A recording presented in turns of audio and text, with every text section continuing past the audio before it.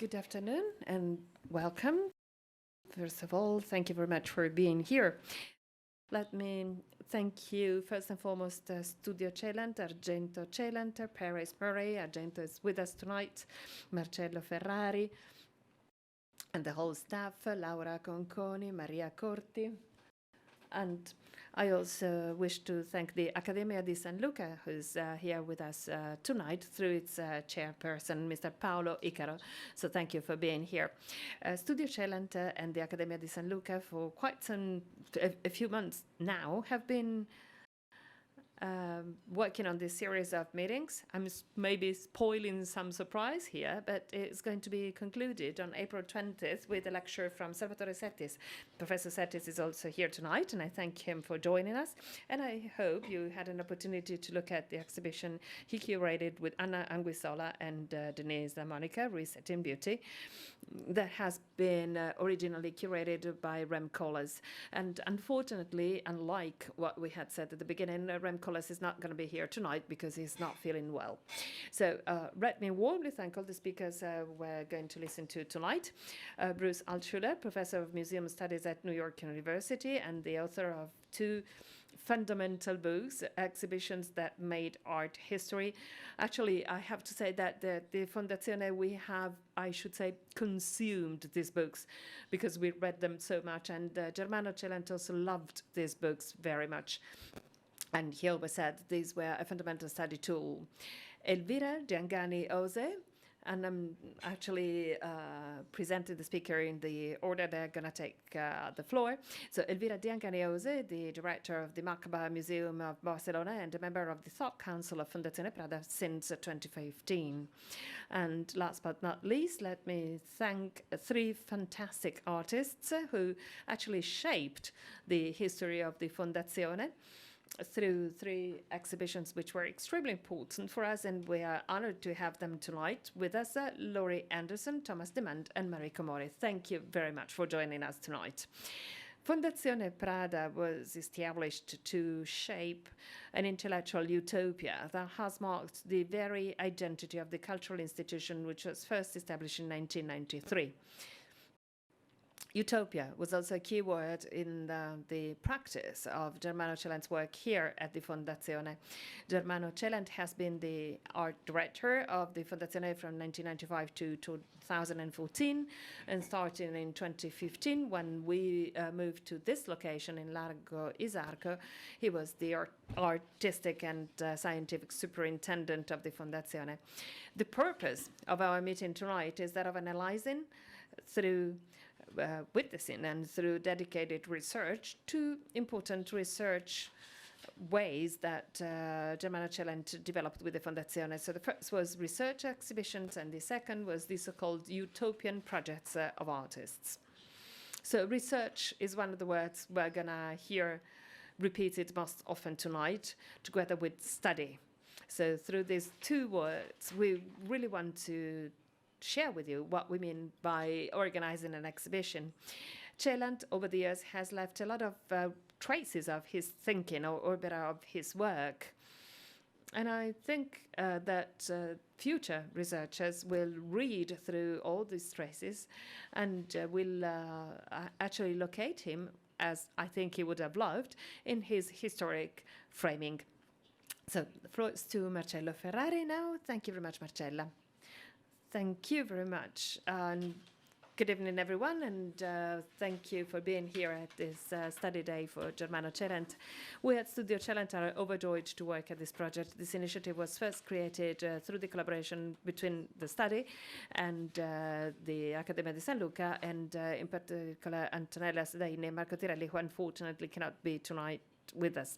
So this is one of 8 meetings on the work of Germano Celant that have been taking place and will take place in main Italian museums. And as Chiara pointed out, I'm happy to point out that at the end of this conference series, we will have a Lectio Magistralis from Professor Settis at the Accademia Nazionale di San Luca, and we're really looking forward to it. Tonight, we're going to talk about Germano Celant's exhibition at Fondazione Prada. We know all very well that this place has certainly meant a lot for his history, his life, his professional career. And on behalf of Studio Celant, I really want to thank Miuccia Prada, Patrizio Bercelli, Chiara Costa, and the whole team of Fondazione Prada for actually accepting to participate in this initiative of ours. I just wanted to be very short because I really, really want to leave time for our speakers tonight, and I wish to thank them for joining us tonight, and I'm really looking forward to what they're going to share with us. Thank you. Can we now hear from you? Well, thank you. Good evening. I was not originally expected to be here tonight to speak on behalf of the Accademia Nazionale di San Luca and to actually convey the welcome of the whole Accademia. We are actually following this series of meetings with a lot of attention, and the Accademia has been one of the first guests.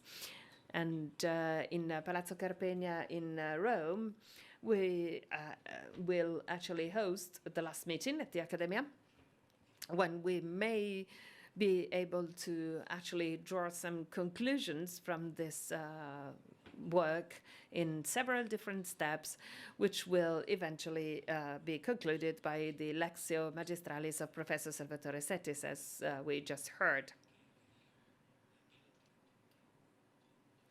As soon as I walked in, I also had the opportunity to meet Maria Grazia Tolleri and Gilberto Zoglio, two artists, and a lot of history, a lot of meetings actually happened with them, personal meetings.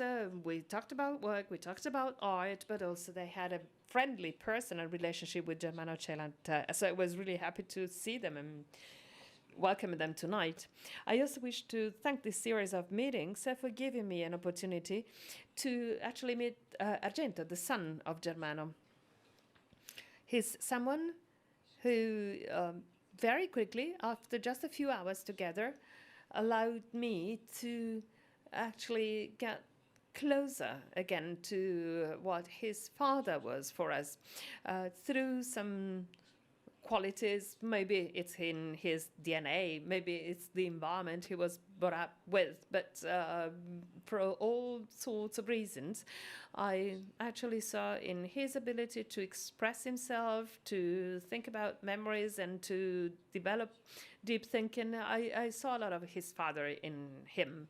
So I'm very, very grateful for this series of conferences, because actually this is bringing to light the human side of this great historian of contemporary art, a critical, and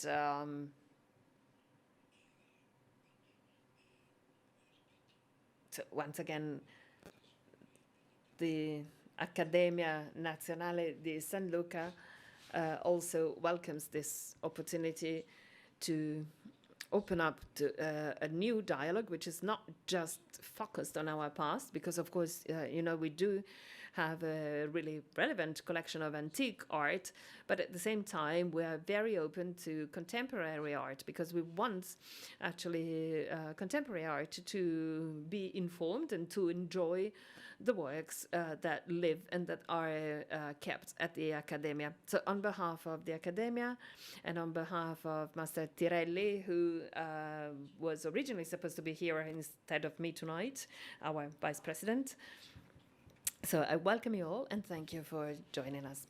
Thank you.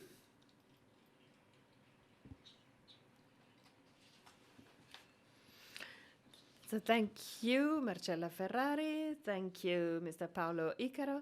So now I'd like to ask Bruce Altshuler and Elvira Dyangani Ose to join me here for the first session. And now I'll switch to English.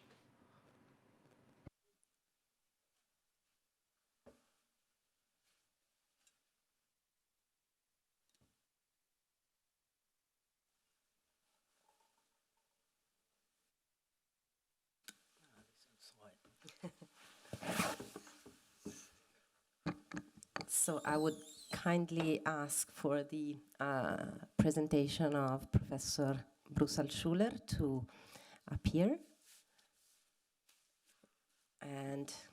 Then we will start. Thank you. Bruce Altshuler. There you go. Okay. I want to thank Studio Celant and Fondazione Prada, and especially Chiara Costa, for inviting me to speak today about Germano's remakes of historical exhibitions. After some stage setting, I'll focus on two major projects: his remake of When Attitudes Become Form, alongside the Venice Biennale in 2013, and Post Zang Tum Tum, a study of art during the fascist years. Two varieties of exhibitions. And I begin with an image from each show, along with their catalogs, to emphasize that these exhibitions were immense research projects, as well as displays of artworks and information. Much has been said about exhibitions as research enterprises, investigating and expanding the significance of what is shown. But the degree to which this was done in each of these exhibitions is awesome. And the preparation and publication of these catalogs extends the life of these shows well beyond the occasions of their presentation. As you might know, the phrase exhibition of an exhibition was applied by Daniel Buren to Documenta 5 in 1972, a show curated, as was When Attitudes Become Form, by Harold Zeman, along with a strong curatorial team. In his catalog statement, itself a critique of Zeman's approach of framing the artwork through concepts generated by the curator and not by the artists, Buren wrote of exhibitions tending no longer to be exhibitions of works of art, but rather to exhibit the exhibition as a work of art. And in considering the shows that I'll discuss, we might think if they are about whether they are exhibitions of exhibitions in something like this sense. Do they direct attention primarily at the exhibitions that they display, or at their conceptual framing by the curator?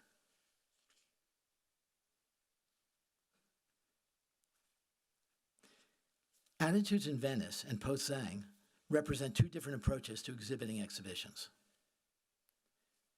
In the most simple terms, in Venice, Germano, collaborating with Rem Koolhaas and Thomas Demond, luckily Thomas is here with us, sought to create, insofar as possible, a full-scale version of Zeman's important 1969 exhibition, a reconstruction that presented the same artworks displayed in the same positions relative to one another and to their architectural setting. Post Zang, on the other hand, was a vast survey of 25 years of Italian art during the time of fascism. It was an historical overview that used large-scale photographic images of exhibitions and other display spaces, sometimes with the actual artworks presented against them, to give a more complete picture of how they were experienced by the public and of the political context of their reception and distribution. And these two approaches represent the twin sources of the recent expanding interest in the history of exhibitions. One of these sources was the dramatic growth of contemporary curatorial activity beginning in the 1980s, and the associated emphasis on the curator as a major actor in the contemporary art system. Looking back to When Attitudes Become Form and Documenta 5, Harold Zeman became the paradigmatic figure, a curator who, as Germano wrote in the Venice catalog, laid claim to the right to assert the value of his expressive language in exhibitions. Here the curator was a creative force, and in this, Germano says, his action became equivalent to that of the artist. Especially with Documenta 5, Zeman became the model of the heroic curator, crafting through ambitious ideation and display an understanding of contemporary art just when that art was being shown to a much wider audience and, at the same time, becoming more esoteric, puzzling its new public with such works as the wrapping of a building or the spray painting of a floor. With the growth of the market for contemporary art and the expanding occasions for its presentation, including a wide-ranging international system of biennials, curating became a high-profile profession, and graduate training programs were established beginning in the 1990s. In such programs, exhibitions were studied both as models for curatorial practice and as primary subjects of analysis. and a lineage of curatorial achievement and innovation developed, with the identification of canonical exhibitions and canonical curators. In addition to Zeman, that lineage included Germano Celant, whose groundbreaking Arte Povera exhibitions of the late 60s were important not only for the work shown, but for their modes of presentation and the critical ideas that he marshaled in their support. So it is not surprising that in 1969, Zeman invited Germano to speak at the opening of When Attitudes Become Form. The salience of curating within the contemporary cultural economy and the centrality of Zeman within its iconic history goes some way toward explaining why the Venice exhibition attracted such large crowds when it opened alongside the 2013 Biennale. But the rising importance attributed to historical exhibitions also reflects the advent of what was called the New Art History. Prompted by post-structuralist and multicultural theory, art history had expanded beyond connoisseurship, the formal study of artworks, and the biographical treatment of artists to include critical investigation of the larger systems within which art is produced, distributed, and valued. And exhibitions, of course, are essential to all of these systems. It is this development that is very much reflected in post-Thang, with exhibitions performing the central role in Germano's connecting artworks to their historical foundation. Here, exhibiting art exhibitions pointed to the embedding of art in broader political, economic, and social developments. The exhibiting of reconstructed art environments largely began in the 1960s and refer back to another storied period in cultural history, that of the avant-garde of the 1920s and 30s. In an effort to contextualize contemporary environmental works, John Leering at the Van Abbe Museum in Eindhoven recreated El Lissitzky's Prune Room of 1923, along with several de Stijl interiors. And in a grand project at the 1976 Venice Biennale, Germano advanced at much greater scale the historical contextualization of environments by contemporary artists in his exhibition Ambiente Arte. Here he juxtaposed contemporary works with historical reconstructions that go back to the teens and 20s, along with more recent examples, such as Cunelis' 1969 installation of horses in Rome. Although many of these pieces originally were created in commercial galleries, a critical part of Germano's point was that the artist design environment was a mode of resistance to the increasing commodification of the artwork.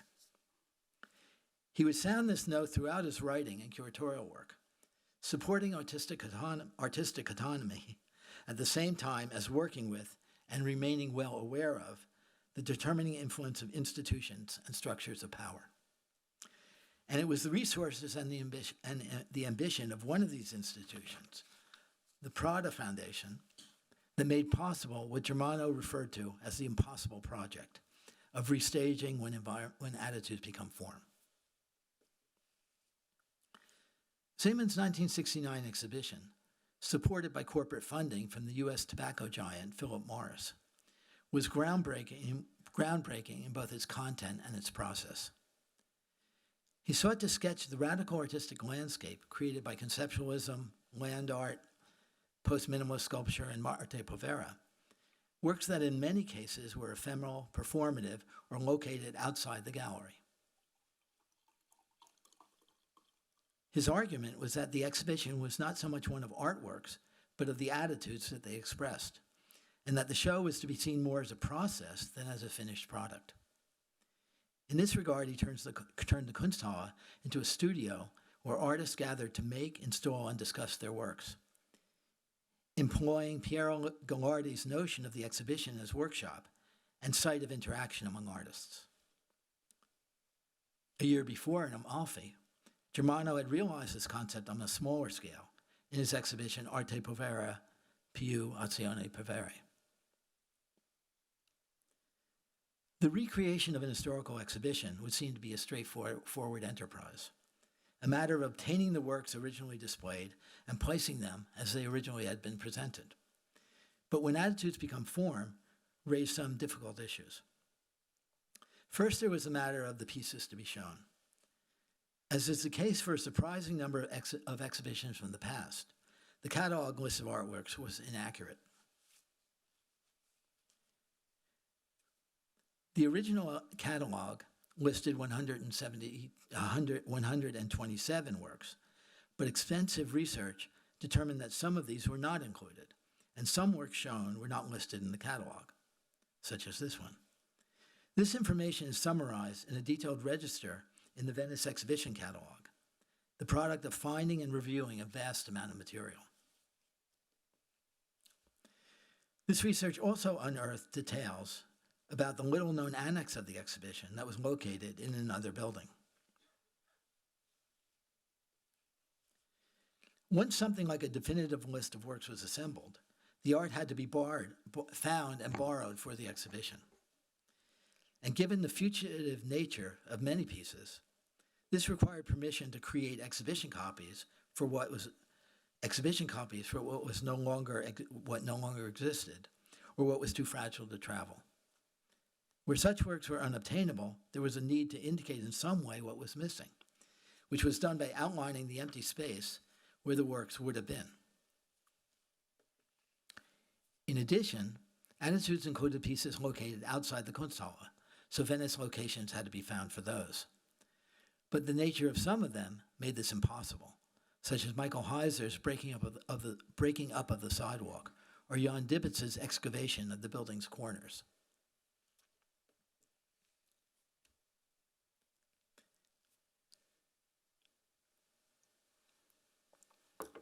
Excuse me.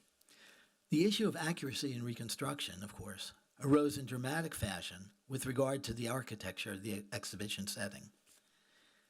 To replicate a gallery of artwork would seem to require room dimensions of the same size as the original, along with similar architectural details. But the Kunsthalle Bern was a modern, purpose-built art venue from 1918, and the Venice site was an 18th century palazzo.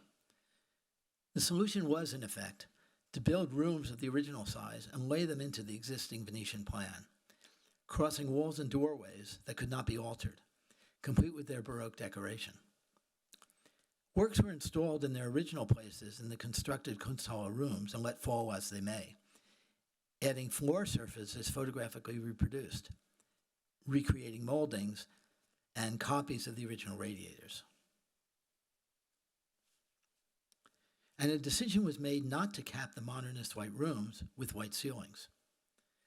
The antique decoration revealed here and elsewhere created a visual frisson, meant to evoke a shock analogous to that experienced by the show's original audience, who had never seen works of that kind. For the artworks themselves, no longer did this, at least not for the art world viewers waiting in line to enter the exhibition during the Biennale. This contrast in consciousness across more than 4 decades, differences in expectation of what works of art looked like and of what a work of art could be, points to a fundamental problem in recreating this exhibition from the past. For beyond difficulties in reproducing physical realities is a matter of audience perception, of there being no 1969 viewers in 2013. In addition to theoretical matters, there were more prosaic ones, such as the current fame of the artists who were largely unknown in 1969, or the fact that pieces with virtually no market at the time were extremely valuable in 2013. This difference was palpable as security guards in Venice loudly warned visitors to stay away from the now historically important and costly works.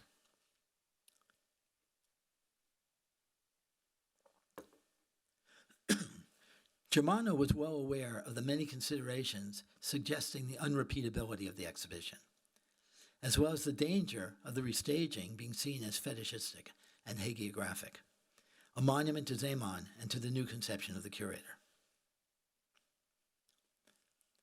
His conceptual solution involved viewing when attitudes become form as a ready-made, its insertion into the Venetian space being analogous to Duchamp's spatial reorientation of a urinal that turned a plumbing fixture into a work of art.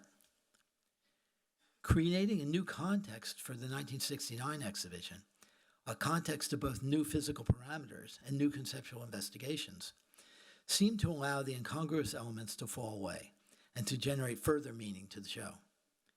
Part of this new significance concerns the role of exhibitions in art history, an inquiry into the possibility of manifesting their significance through redoing. Pose-Sang was a very different sort of exhibition. Presenting more than 600 works by over 100 artists, it was an immense show befitting its long time span. And it was organized chronologically with display spaces that each represented a single year. Through 24 partial reconstructions of exhibitions and other, to use Germano's phrase, communicative spaces, Pose-Sang illustrated how art met the public within a system of display that served the ideological purposes of the regime. His intention was to reject the purported neutrality of the exhibition space and to illuminate, he wrote, quote, passive and functional cooperation with the system of authority by all segments of the art world. And with a focus on sites of presentation, Pose-Sang encompassed a full range of art world actors whose activity could be tracked across approximately 800 documents included in the show. Described by one critic as allowing the public to walk into fascism, the so-called immersive spaces were created primarily by full-scale black and white photographs of the original displays, on or in front of which were placed some of the artwork shown. While most of these were sites of exhibition, with scenes from large government-supported efforts such as the Rome Quadriennale and the Venice Biennale, as well as gallery displays, there also were reconstructions of portions of artist studios and private homes, including that of Marinetti, whose 1914 poem evoking the sounds of war, Zang Tum Tum, gave the show its title. And as had been done in the Venice exhibition, though now in black and white, photographic images of the original floors completed the picture. The most striking exception to this was the treatment of the 1932 exhibition of the Fascist Revolution, mounted in Rome to celebrate 10 years of Mussolini's rule and seen by almost 4 million people. Its scale was suggested by the size of the screens on which its images were projected. Pose-Sang was well received by the public and by critics impressed with the exhibition's scale and scenography. But there was some dissent. This centered on one of the features that made the show so popular, the elegance and beauty of the display. For it was argued that the exhibition used the same strategy of aesthetic seduction that the regime employed in its support of the arts, and that Pose-Sang equally diverted attention from the dark side of fascism. Interestingly, from the standpoint of exhibition analysis, this would place Pose-Sang among exhibitions whose forms reflect their content, like surrealist exhibitions of the late 30s and 40s, presented in surreal spaces, or conceptual art shows that employed a conceptual strategy, as did the catalog exhibitions of Sessilab. And considering that Pose-Sang opened just before the Italian election of 2018, in which right-wing candidates would achieve much success, the contrast between elevated aesthetics and on-the-ground political reality was difficult to ignore.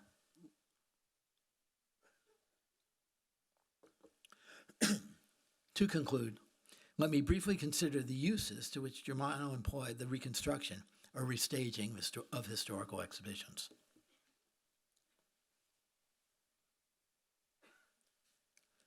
In 1976, in Ambiente Arte, the intention was to provide a historical context for the creation of environments by contemporary artists, something that had been done only piecemeal in museums beginning in the 1960s. In 2013, in the remake of When Attitudes Become Form, Germano seemed to have two goals. The most obvious, despite his denial of fetishism, was to pay homage to the tradition of the curator as creative force, a concept associated with Harold Zeman that had grounded contemporary curatorial work through its efflorescence in the period of expanding biennials. But there was another intention of the show, and that was to investigate issues surrounding the restaging of exhibitions of the past. With the assistance of Rem Koolhaas and Thomas de Monde, this investigation was accomplished through debates and decisions concerning the actual reconstruction, and supplemented by texts on the topic written for the catalog. In this, the redoing of attitudes in Venice was a conceptual project as well as an historical one. In 2018, in Post-Zhang Tumtum, the creation of partially reconstructed environments of display structured an examination of interwar Italian art and its use by the fascist regime. The degree to which the project essentially was an historical one is made clear by the catalog essays, which included general scholarly accounts along with many detailed case studies. And by employing exhibitions and other presentational spaces to organize this immense show about art and politics, Germano implicitly sketched an argument for a broadened art history told through exhibitions, one that knits together the full range of art world actors and agents in a web of relations that intersect where art meets the public. Thank you.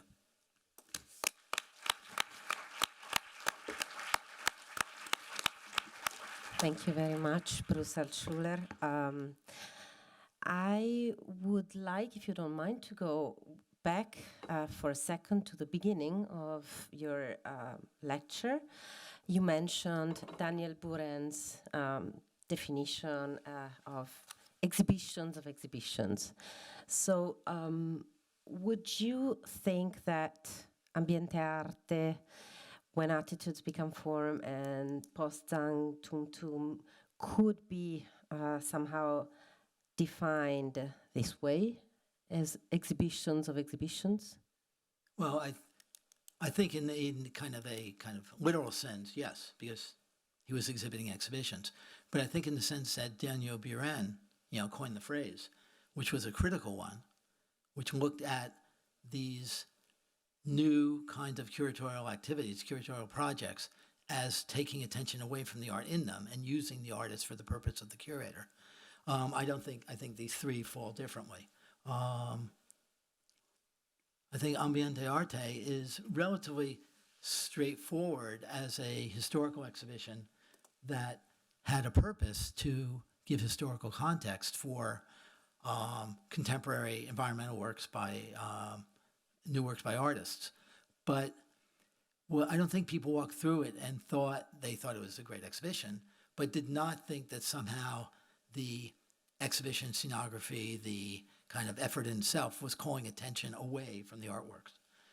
I think when attitude becomes forms, as reconstructed in Venice is looked at, I think if you'll think back to that slide I showed, which had the original picture and then the picture of that same room installed in Venice, it was very hard not to see that as a very kind of aggressive, not meant in a critical sense, but a very assertive kind of curatorial gesture. The fact that these rooms were not, a space was not looked at to put this show somewhere where those rooms could be created at their actual size, other than with the intrusion of a very different kind of architecture.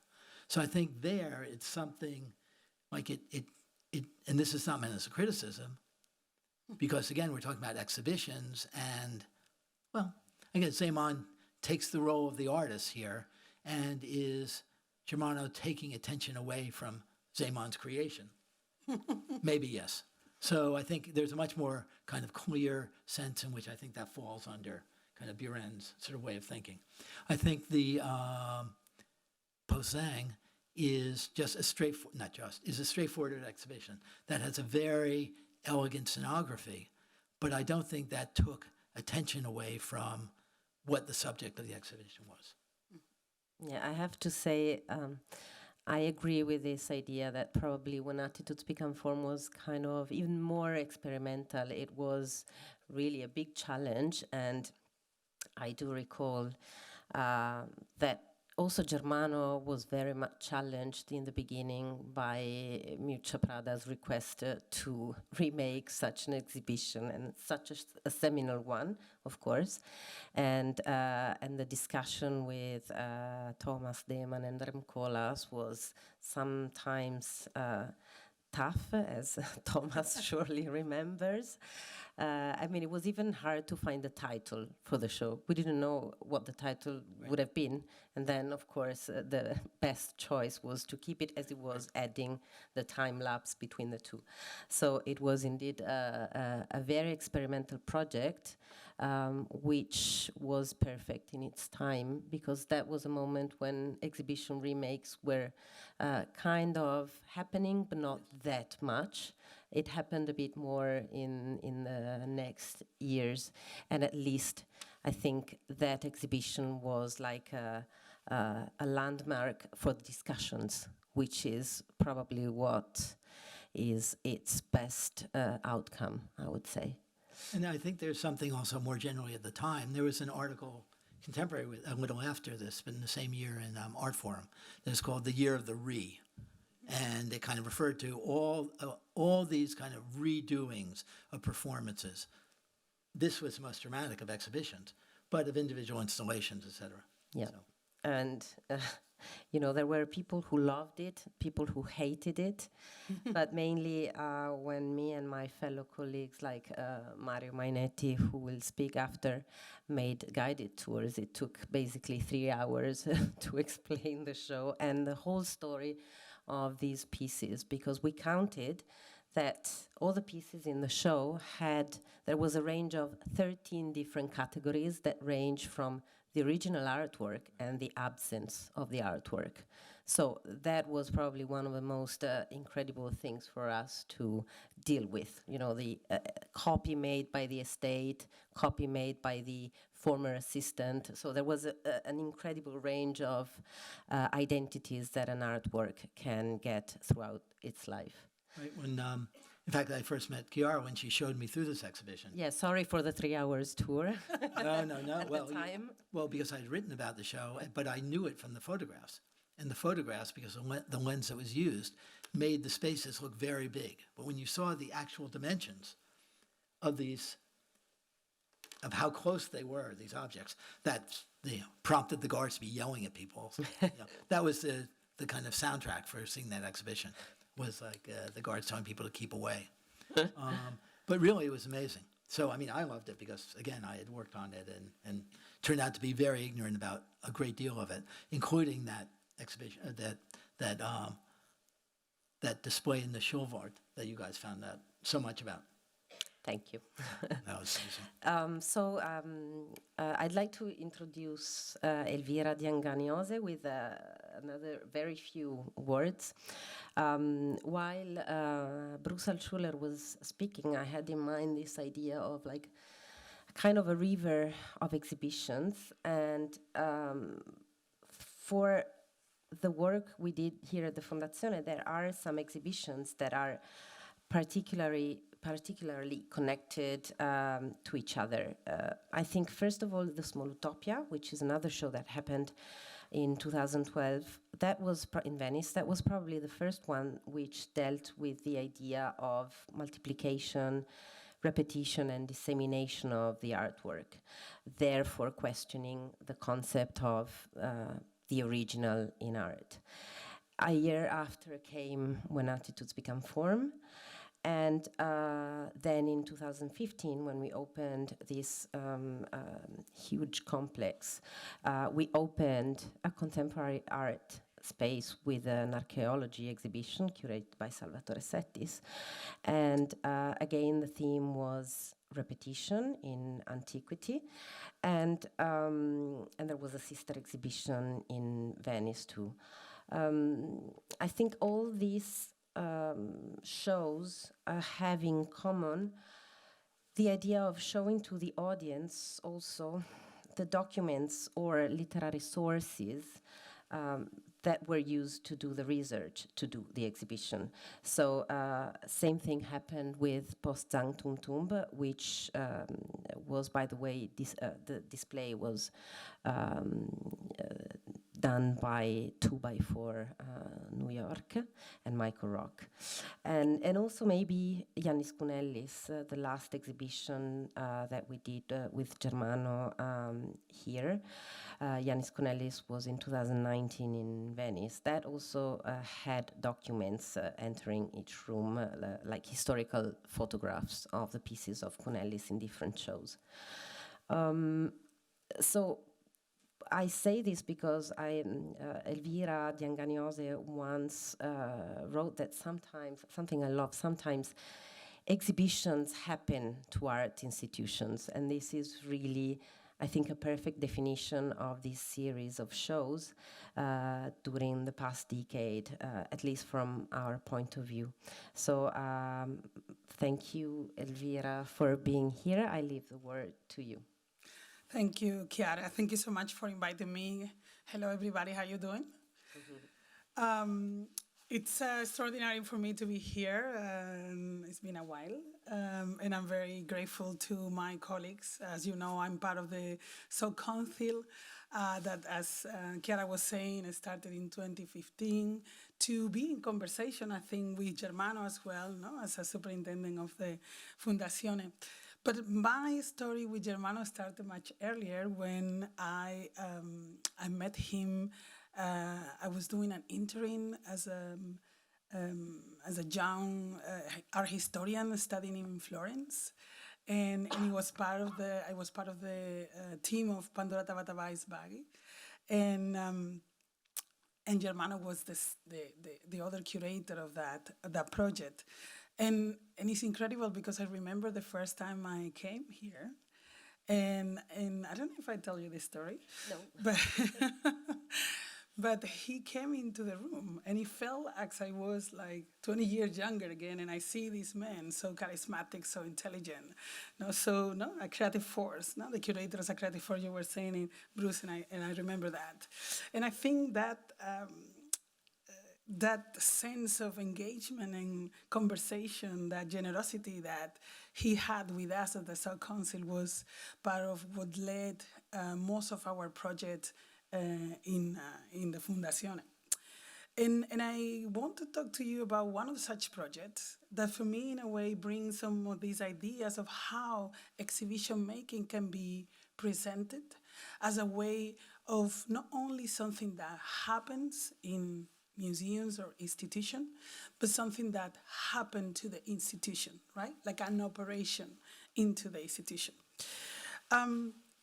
So let's hit this. So there is a paradox in the production of the trompe-l'oeil, a long-studied phenomenon in our history that transforms our perception of a flat surface to create the illusion of three-dimensionality, while also referring to its potential to deceive precisely for the accomplishment of such feature. Hence, the trompe-l'oeil has always alluded to a sort of escapism, an impossible one, forever trapped within the ontological limits of the canvas or the surface in which has been executed. Examples from history are countless and well-known. Staging architectures offering the realistic perspective of imaginary landscapes, frescoes suggesting the unreachable worlds of the divine, or simply the representation of a frame, of the back of a frame painting. The last system is often presented as the ultimate example of the phenomenon, as it revealed its oxymoronic qualities in a highly poetic manner. The trompe-l'oeil might be thought as a reflexive strategy indicative of our capacity to challenge both the beholder and the discipline at the same time, and which constitute a blank slate that offers a myriad of opportunities for self-criticism.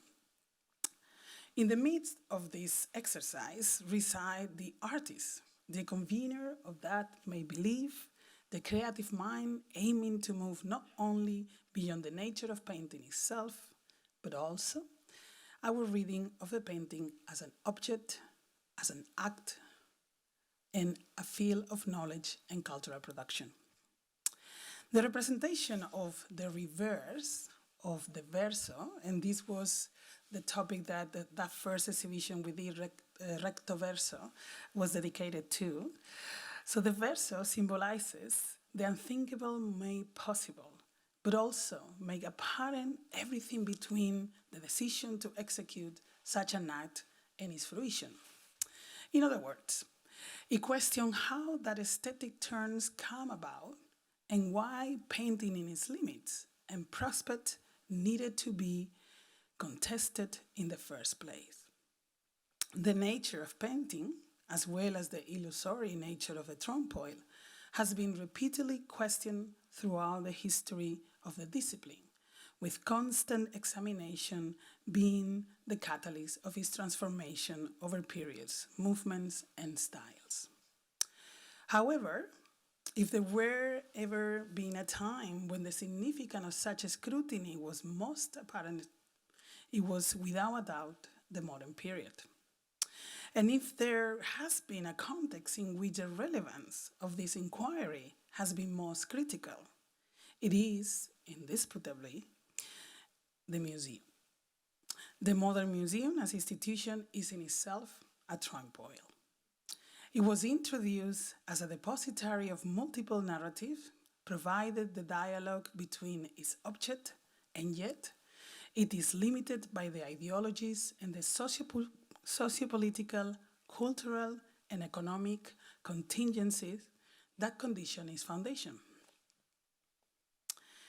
Edouard Manet's reformulation of the art historical precedents in Olympia, regarded as the first modern painting, acknowledges, as Michel Foucault points out, the new and substantial relationship of painting to itself as a manifestation of the existence of museums and the particular reality of and interdependence, that painting acquires in museums.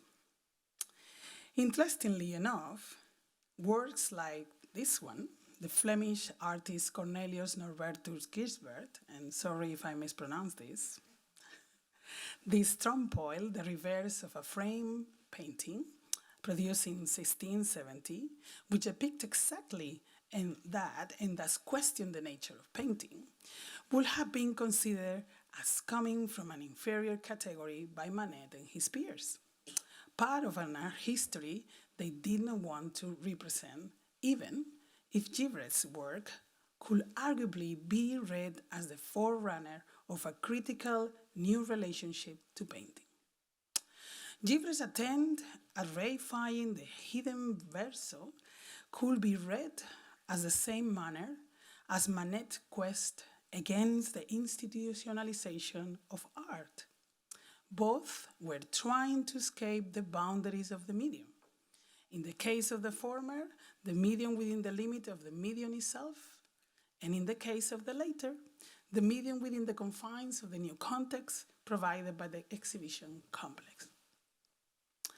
Nevertheless, and I'm gonna start showing you some of the images of the show that we did together.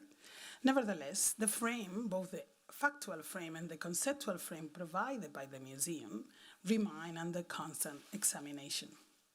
The structure of the frame has been tested repeatedly and depicted sometimes as a prop, sometimes as a raw material for an artwork. Carla Accardi transparency clearly, and you have it to your right, I guess, yes. Carla Accardi transparency clearly bear witness to the later, whereas the members of the 1970s Artist Collective Support Surface took their analysis to the structure further, questioning the frame's rigidity. Most of Support Surface's work were produced with fragile everyday objects or malleable materials, which bestow frames with a versatility that emphasize the artwork's emancipation from the customary display. Likewise, the museum, the art institution, art history, and its canon, and the exhibition for that matter, as an art media and container have been critiqued and challenged. To this end, one finds two interesting narratives that we were devoted to the exhibition Recto Verso, which somehow intertwine. The first one had to do with works that evoke that evoke or present the concealed side of a picture, or that give visibility to the frame. The second reflected upon the space around some of the hanging works, and as such, in the physical conception of the exhibition. The former revealed ways in which a painting and its frames have been contested in a plausible and imaginative way, alluding to a profound critique and a new understanding of art in the approaches taken by Manet and Gibret. The latter aims to produce a new reading of an artwork as thought if were almost floating in the air, alluding to the dissolution of the institution walls. But it also implied a fabulous hazard encounter between visitors who bump into each other, into one another, after observing the artworks for a while. And now I just realized that I want to do something else, which I don't know I can do. Can I jump to another image? Well, we'll see that in a minute. Sorry, let me see where I am. Here. In his unrealized project, until it was finally done in 2003 with a monographic exhibition in collaboration with Germano, which you have some images here. In the unrealized project, Ipotesi per una mostra, 1963, artist Giulio Paolini intended to display a figurative, persistent visitor rather than artworks, which the actual visitor to the show will have to confront when entering into the exhibition. It seems to me, and let me go back. Sorry, I think I made let me go back here. For those of you who don't know the project, Giulio Paolini, the project that Germano curated in collaboration with the artist took place between October and December of 2003, and it comprises 50 works executed between the 1960s and 1972, which is when the first monographic on the artist was published for the first time. And as in some cases, and some of the references that Chiara was mentioning now, the installation had the research around the hypothesis for an exhibition as a key part of it, but also the realization of such unrealized projects as a center around which the rest of the show was organized. So bear that in mind. As I was saying, the hypothesis per una mostra intended to display the figurative persistent visitors rather than artworks, which the actual visitors to the show will have to confront when entering the exhibition. And it seems to me that is in the ethos of this artistic proposal that the curatorial approach that we had in hanging certain works resided. And you saw earlier, for instance, no, these works of Alberto Burri, for instance, and others from Paolini himself.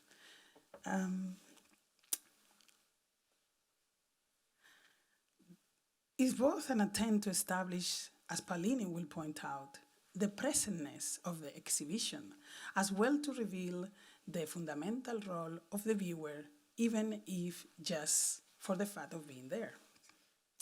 There was a space in the show in which these two narratives became one in a powerful and poetic way. The central display of Paolini's work, Decima Musa, and Altshuler. Each work was composed of 3 superposed triangular canvases turned in the form to a star. In Decima Musa, the first and last canvas show their reverse to the viewer.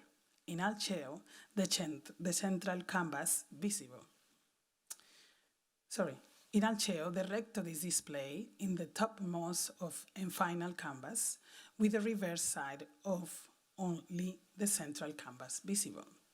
Decima Musa is larger and more prominent than Altshuler, and yet, as one of the most reliable interpretations of the word has it, the fact that Altshuler shows the recto to the viewer is a reference to the origin of the history evoked by both paintings. This history introduces to an aspect of the relationship between the ancient Greeks, poets, and lovers, Altshuler and his 10th muse, Sappho. Both were representative of a new form of poetry at the time, from which Paolini took inspiration to articulate his persistent inquiry into the meaning of art and the role of the exhibition. The fragility of the work and the artist's intentions prevented us from hanging the works as if they were floating in the air, which was our initial conception. However, regardless of the characteristic of the display, as the visitor enters, one thing becomes apparent. The space between the pieces is somehow as physical and as noticeable as the artworks themselves. The presentness of the space and the infinite dialogue between the figurative man and woman to which the viewer is invited bring to mind one of the commonest interpretations of Jess Wolf's Picture for Women from the 1979. As a sort of photographic trompe-l'oeil in its own right, Picture for Women was first displayed in an art gallery of Greater Victoria, British Columbia, Canada. For the show, Wall deliberately altered the architecture of the space. Visitors will first encounter the back of the freestanding wall. The colors of the wall were modified, and the photograph, together with 3 other early works of his, were installed above the eye of the level of facing walls. Undoubtedly, this alteration to the space attests Wall's take on Manet's attempt to challenge the perception of the viewer as reflected in the later seminal work, Le Var of Le Verger from 1882. Wall sees the modernist painting as seminally involved in the changes of the classical concept of picture in what Wall calls the crisis of classical unity. Furthermore, the temporal effect in Picture for Women is provided by the mirror we intuitively believe exists in front of the figures. In Wall's photograph, the viewer is not represented, but the position of his or her eyes is. The camera, and I'm gonna go back so you can see it properly. The camera, the third subject of the image, stands for what is absent in the picture. The vanishing point of the camera brings the viewer to the picture, the beholder, and the figurative viewer within the image together as the body present in the exhibition space. One wonders if it attempts to create the same experience involved here, intended by Paolini's hypothesis. In the same manner, the disappearing walls in Recto Verso, or the space between Decima Musa and Altshuler, emphasize a curatorial approach that speculates on the role of the Fondazione Prada as institutional trompe-l'oeil. The Classical Museum displays the context and the homogeneous background of an universal and singular art history which determine the order of things, the way you position the works. If you start to see the words themselves as context, then each work is said to be not just a story on itself, but an offer a perspective on the world. And also, if we pursue the transformation of the institution through these intervening practices, through the affection, as Chiara was mentioning, to the definition of the institution, to its enunciation as a political space, as a space of imaginary, as a space potential for exhibition making to be transformative. If we are to believe in this proposition on the speculation of the role of Fondazione Prada, for instance, as an institutional trompe-l'oeil, if one sees these works and the members of the audience as context, one that brings an alternate stories and histories, one that offers a plural perspective on the world, that gesture will make reference on the one hand to the Fondazione capacity to transform the nature of the art institution with the likes of Gilbert, Manet, Paolini, and Wall. And on the other, it will offer a myriad of opportunities for self-criticism, imagination, and presentness, in which the viewer occupies physically and consensually the center. Thank you very much.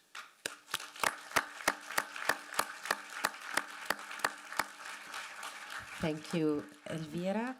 I have to say, I'm not sure you are aware of this, but Celant was very interested in Recto Verso because for some time we also had a project with him to do a show about frames in art, which I don't know why we never did. Maybe it was one of the projects that would have come back in time, but we didn't have a chance to. But that's why I'm really happy you brought back Giulio Paolini's retrospective in 2003, but also Recto Verso, because, of course, it happened when Germano was there, but you were a different curatorial group.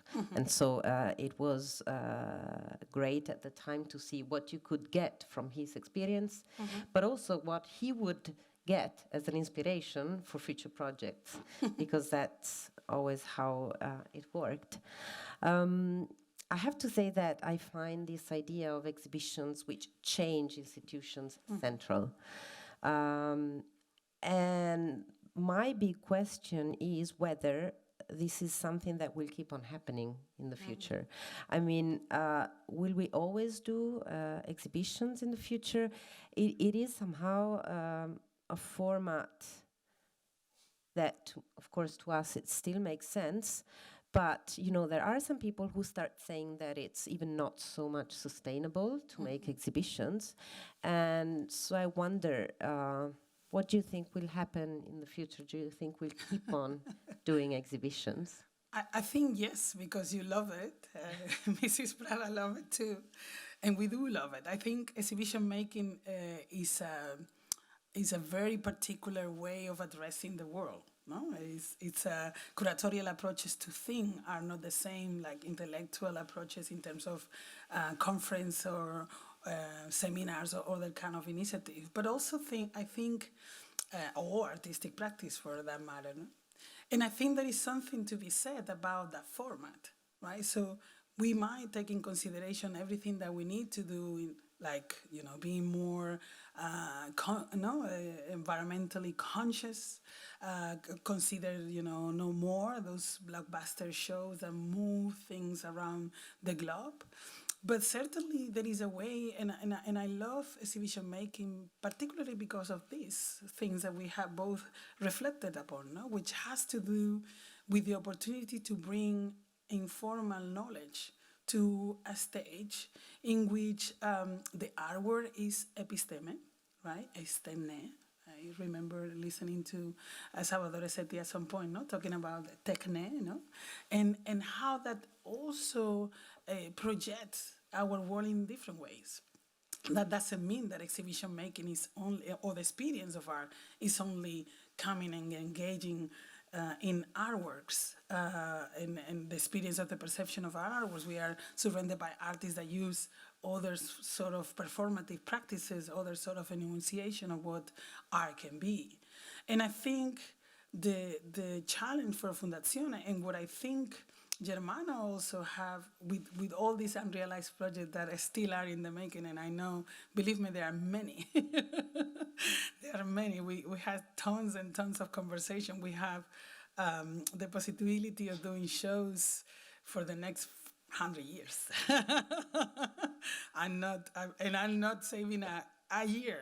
It's like, I will say 102 if you ask me. But so what is interesting is how we're going to engage with the challenges of today, right? Like not only the environmental causes, but also people that perhaps sometimes doesn't feel interpellated by the museum or the art institution. How are we going to engage them into be part of this without, making participants, or making them participate in a neoliberal way, right? It has to do with something that we also are considering, as in MAGPA, in which way we make this space a mutual space, a space of co-responsibility, right?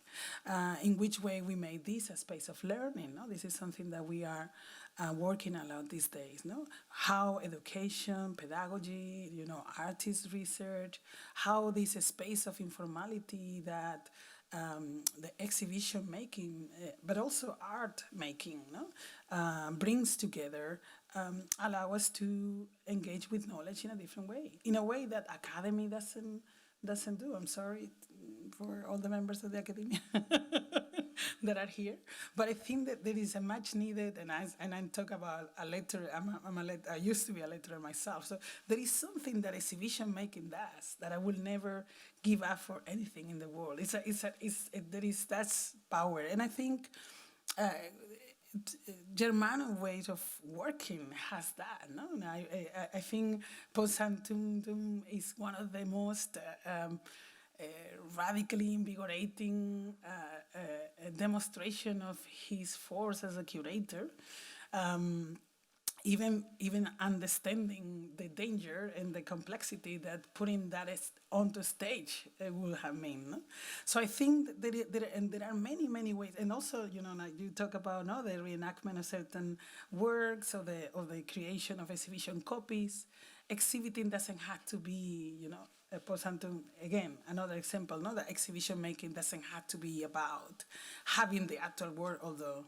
Trevor, I want to have the works in the show, but it's about the story you tell.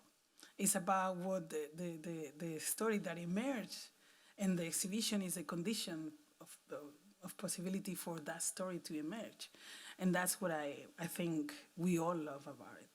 Yeah, it's definitely stories to be told, and I have to quote Celant in this. He always said, when we do exhibitions, we do communication, and that is absolutely true. So I would say that it's almost time to leave the table for the next session, unless there are any questions from the audience. I know you're shy, but if you want, you can ask for a microphone and ask questions.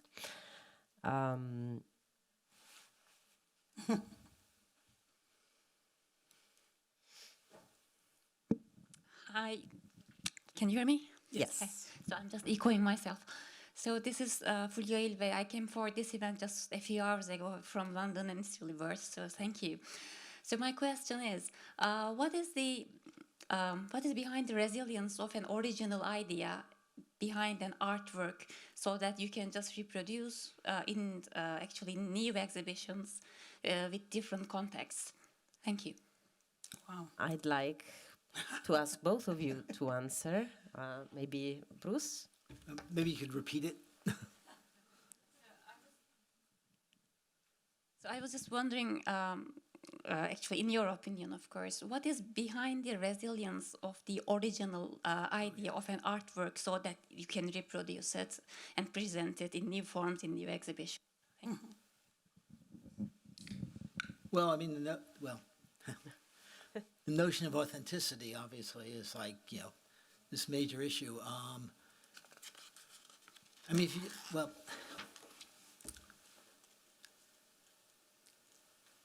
I like to imagine the following thought experiment.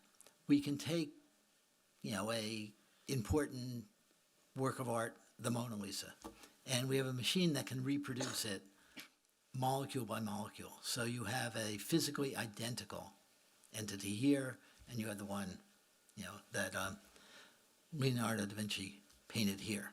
Now, are they of equal value? Are they the same thing? I don't know. I used to work in a history museum, and I always felt that actually having some physical, if only visual, contact with something that was touched, that was worked with, that was lived with by people of a different time was very different than having that physical contact with something that was a reproduction. And even if it was a perfect reproduction, even if it was better than the original thing. So for me, there's that kind of emotional connection which might sound very old-fashioned. But now that is not to say that only original artworks can function in exhibitions. I don't think that's true. And I think there are many occasions or situations in which a redoing of a work, not just an exhibition, makes perfect sense and is necessary if you're even going to see the thing because it's been destroyed or can no longer function the way it once did, degraded or whatever. I will just briefly comment that I think in these 10 years at the Fondazione, I lost my affection for originals completely. And I would say if there is a place where you can play a little bit with the idea of the original until the perfect, even better copy is exactly the space, maybe even more than the museum, of the exhibition. That's where you can do it. That's where you can definitely experiment. Elvira. Yes, that's a beautiful question, I have to say. One that it's so funny because we are opening soon in MAGBA a project called Poetic Intention, right? And if you ask me what is the resilience of the work, I will say is essence, right? Is poetic intention. And here I go back to this sense of, and you just said, no, the museum has an issue, and then more in the exhibition is the space where some of this is somehow captivated, captured, enhanced. And one of the thesis, if I had to have one for that, which will be my first presentation of MAGBA collection, is consider the institution as a sort of aphasia, right? As a sort of broken language that doesn't fully delivers, right? And the need that we have to somehow disarticulate or somehow subvert the dramaturgy, or something I call the dramaturgy of the museum, in order to reach to the essence of the word, in order to see the word as the word intended, let's say. No, it's not mine. It's a reflection that Edouard Glissant made, no, after his Poetics of Relation, no, thinking about how he will say, the poem cannot get in the way of the world, right? And so he was looking at the way in which language sometimes used by the poet itself could somehow obscure the essence of the poem itself, the poetic intention. And if I think about the poetic intention as an artwork, as an art experience, my issue there is then that the museum sometimes gets in the way of the world and doesn't allow that resilience that you talk about, or even, despite that, the resilience of the world appears and continues. So for me, the key here to what you're saying is that essence, no? But also then I was thinking of Paolini itself, no? Like Paolini says, we are the works also in the exhibition. The presentness of the viewer also makes the exhibition present, right? So I think the connection between these experiences for me does it, the resilience of the artist behind the work, their will to do it, even if sometimes it's hard, sometimes it's vulnerable. No, they feel the fragility of what they are producing. It's not good enough for whatever they thought that the first idea was, but they trying. That endurance, that perseverance for me is what brought me to art, but also is what make me believe that I had to be loyal to that, whatever it is, because if you ask me to describe it, I don't know, but I feel I had to be as loyal as possible to that, no? To that essence, to that poetic intention of the artwork. Grazie, Elvira.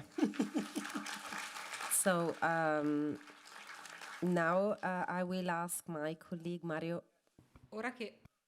Mainetti, who is head of research and publication at the Fondazione, to come here with Laurie Anderson, Thomas Deman, and Mariko Mori for the second session.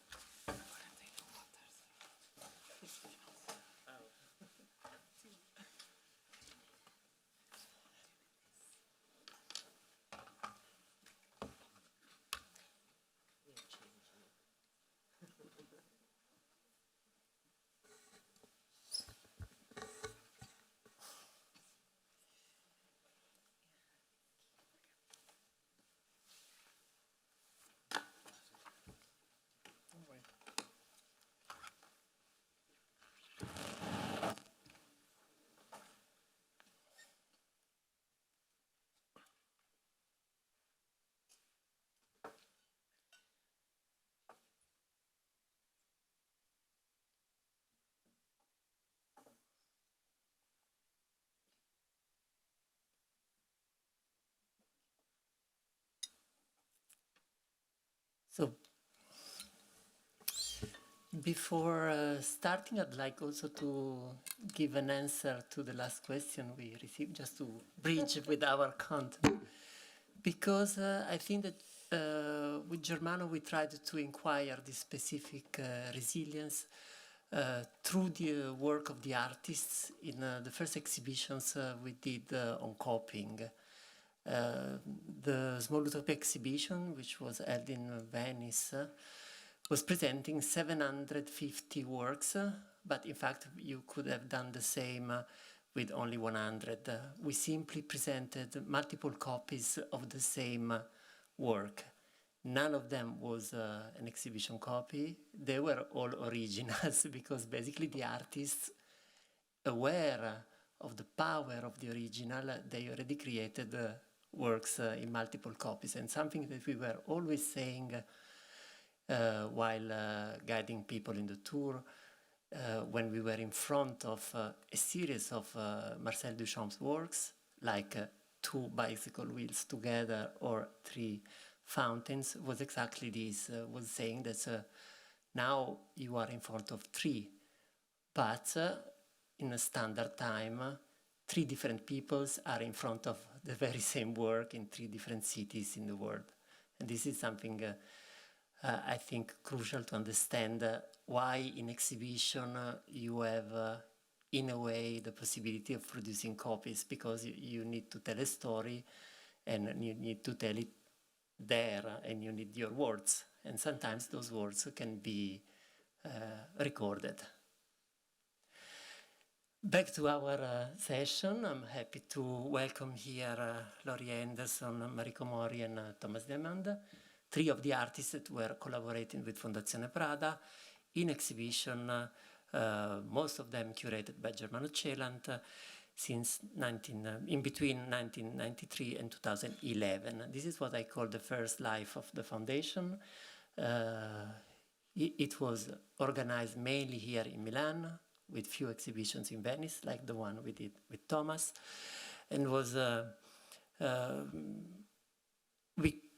we now, and maybe at the time too, we called them, I speak as a first person because I started collaborating with the foundation in 1997, so even if with different role, I was there in a way, physically present. So those exhibitions, we were called them utopian because basically the meeting between the opportunity of having a space available, the very same space that Prada, the company, was using for fashion shows, available 2 times a year because of the lack of fashion shows at that time in between the seasons. The meeting between the space, the opportunity of the space, the knowledge in production of a fashion company and the creativity of the artist contributed to create something that at that time we felt utopian because of the available budget, because of the available space, a huge space, and the possibility for an artist to enlarge the production in scale and with the support of a team already existing, not just having an idea, finding contributions. We were working as a production platform, I would say. Here we present 3 exhibitions. The first one is the one we did with Laurie Anderson. It was titled Dal Vivo, between June and July 98. The exhibition was organized in association with Milan's San Vittore prison.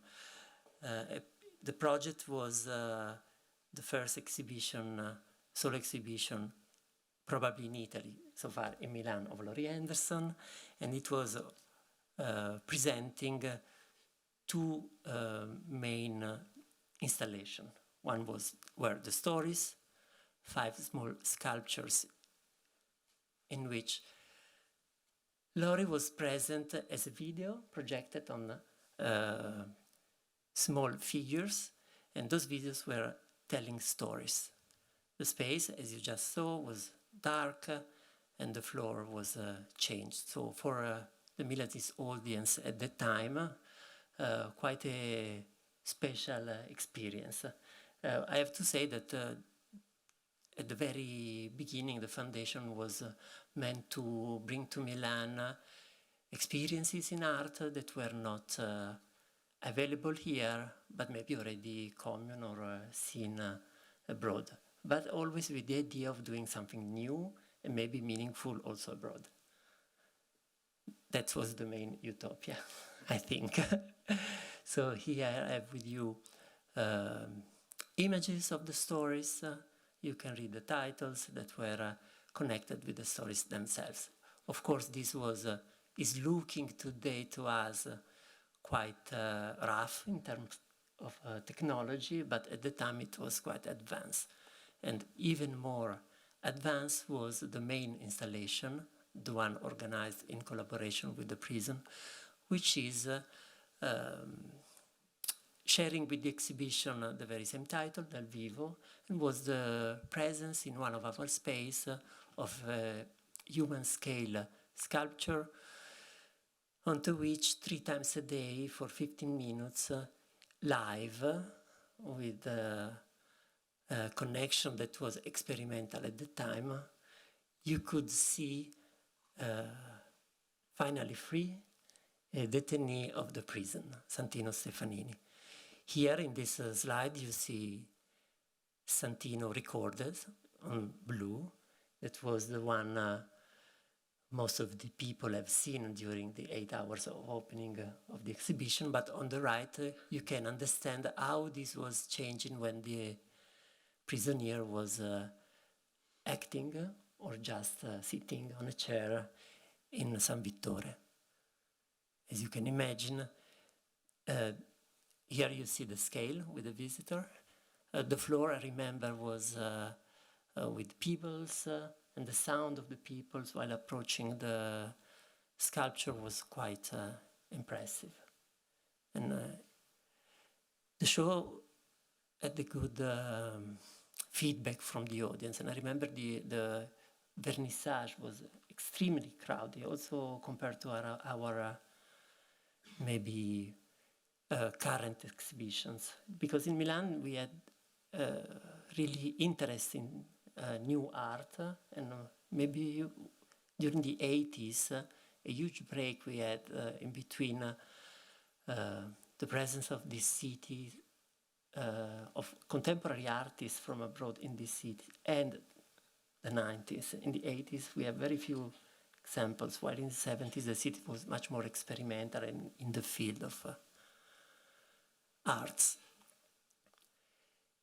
I'm presenting the 3 shows, and then we proceed with questions, and I hope that also in the audience you will have further questions for the artists.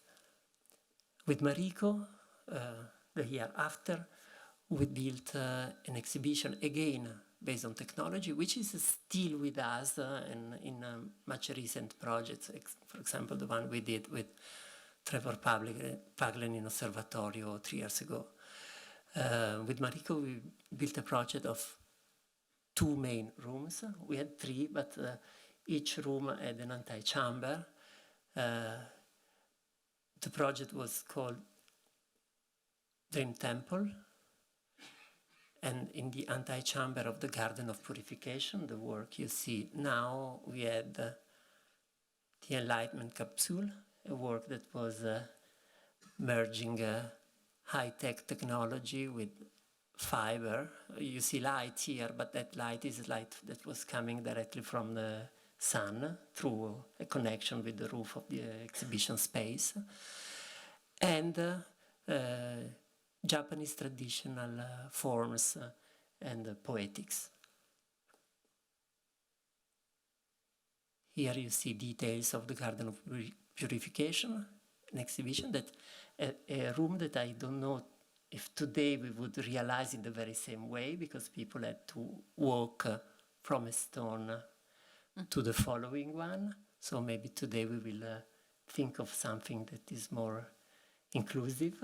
I don't know, Mariko, what do you think about? You will let us know later on. No, this is more an issue for institutions. I mean, that's something we should provide, and then we can enter in a dialogue with artists. That's what we do today in our exhibition with artists. The garden was a long path in which you could also see Kumano, a photography, a photograph which was introducing a video in the following room, Kumano, and both they have the present, they started to deal with the present of a temple in a natural context in Japan. The Dream Temple that here you see from the side was an architecture, is an architecture because still exists, an architecture in which the audience could enter one by one and see a video made by the artists. The floor was contributing, the floor of the Garden of Purification was salt, while this one, if I remember, was like little pieces of glass, no? Oh, salt. Also salt. Oh, okay. Okay, both, sorry, that's why both were meant also to provide light to the space and light to the overall exhibition, which was, I guess, the whitest one we ever did. And here I have stills from the video that people could enjoy inside. At that time, it was quite impressive for our audience, the fact that to enter the temple, you should remove your shoes or wear on top of your shoes socks, plastic socks.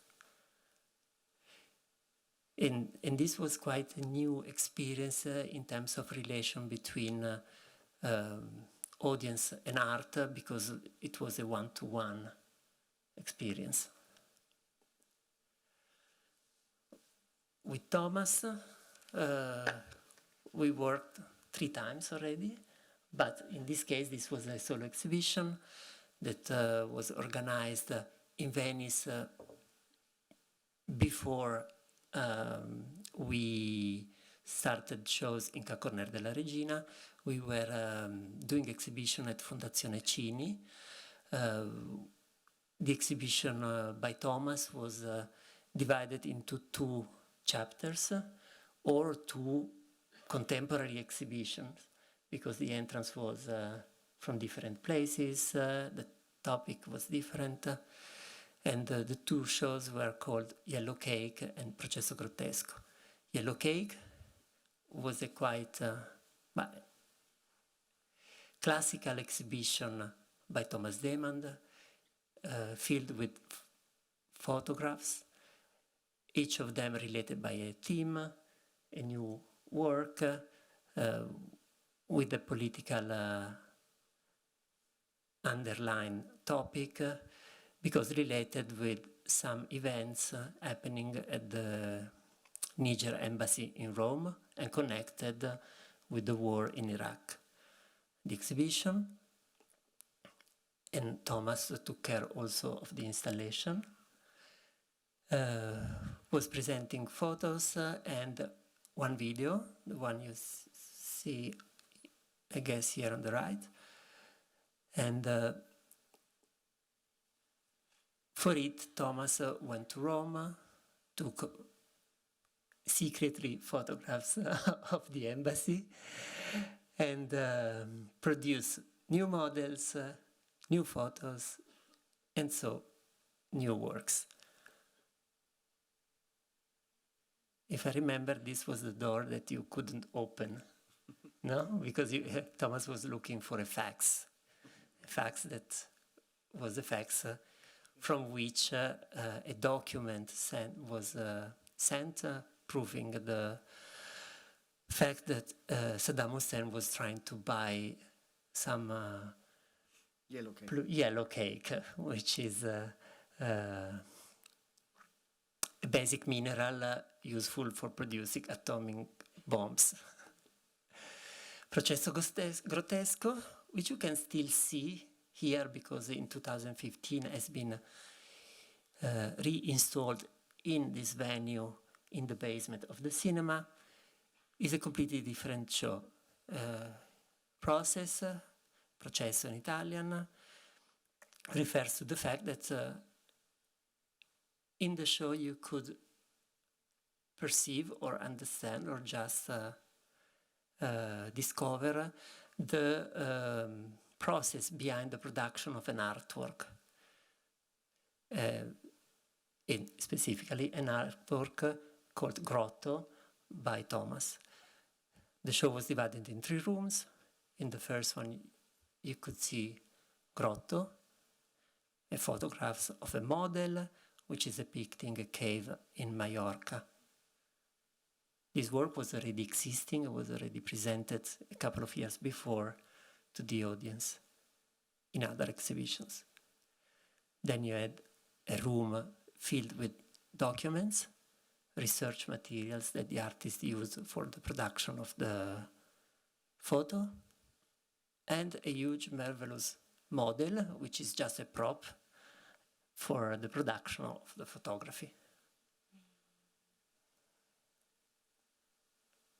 Here you see the way it is installed again here.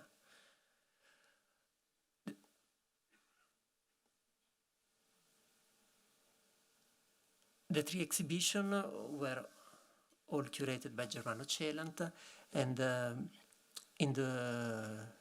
I have prepared some questions for the artists in order to understand the relation that Germano have developed with them in the construction of the building, and the way this experience has maybe been important for you in your following practice. So each question is for all of you. You are free to answer to it. If you think that you don't have any answer, it's fine, of course. If you have questions, of course, it's okay, because this should be a conversation. So I presented the projects we just saw as elements of an history of Fondazione Prada in Milan and in Venice. However, they are also passages from the 3 artistic careers that before and after the exhibition you built without us, for your own and by your own. How do you see these projects today in the evolution of your practice and your relationship with the audience? Is there any advice you received from Germano Celant or a conversation you might have had with him that somehow also influenced projects subsequent to ours? Or the way you have looked at your work over the years? Let's go in order by exhibition. Okay. So, Laurie. Working with Germano was very, very exciting because, and also in context with what the earlier panel was talking about, he could really, he was very daring about context. I was working on several things with Germano, and he was very willing to take a work of art, understand it, and put it in a very different frame. So this was thrilling. He was also, just a little context for Dal Vivo, which was funny. It's in Italian, it has a completely different meaning than it did in English. This was I'll tell you a little bit about its origin. I was asked to do a sound installation in a cultural center in Krems, a little town near Vienna, and in a very big reverberant space. And I had no ideas what to do, and I was trying to avoid the curators who were coming. What's your plan? I was like, I have no plan. So I was running around, and one afternoon, to escape them, I ran up the stairs of this bell tower of this. It was a 13th century church originally that had been turned into a cultural center, and from the top of this tower, I looked down in this perfect little Austrian town, and in the middle of that town was a maximum security prison. And I was standing in the bell tower of the church, and there was a man in the guard tower of the prison with a machine gun. And so we're looking from tower to tower, and I was like, ooh, okay. So I came down to talk to the curators, and I said, I'm going to do a project we're going to build a video studio in this prison, and we're going to make a life-size sculpture of one of the prisoners, and then we're going to beam his image onto his the cast of his body, making a kind of living sculpture, and it will be about the attitudes to the body of the church and the prison of in incarnation, incarceration, there and not there in the body. And surprisingly, the curator said, "Sounds good." I was like, "Really?" It was a long process, but very briefly, we found out quickly that prisoners, when you're in prison in Austria, you lose all your rights to your image, which is a very 21st century situation as well. Who owns your image and what can they do with it? Well, they can, you give up that right. So it was not possible to work with prisoners because they didn't have the right to give their own picture.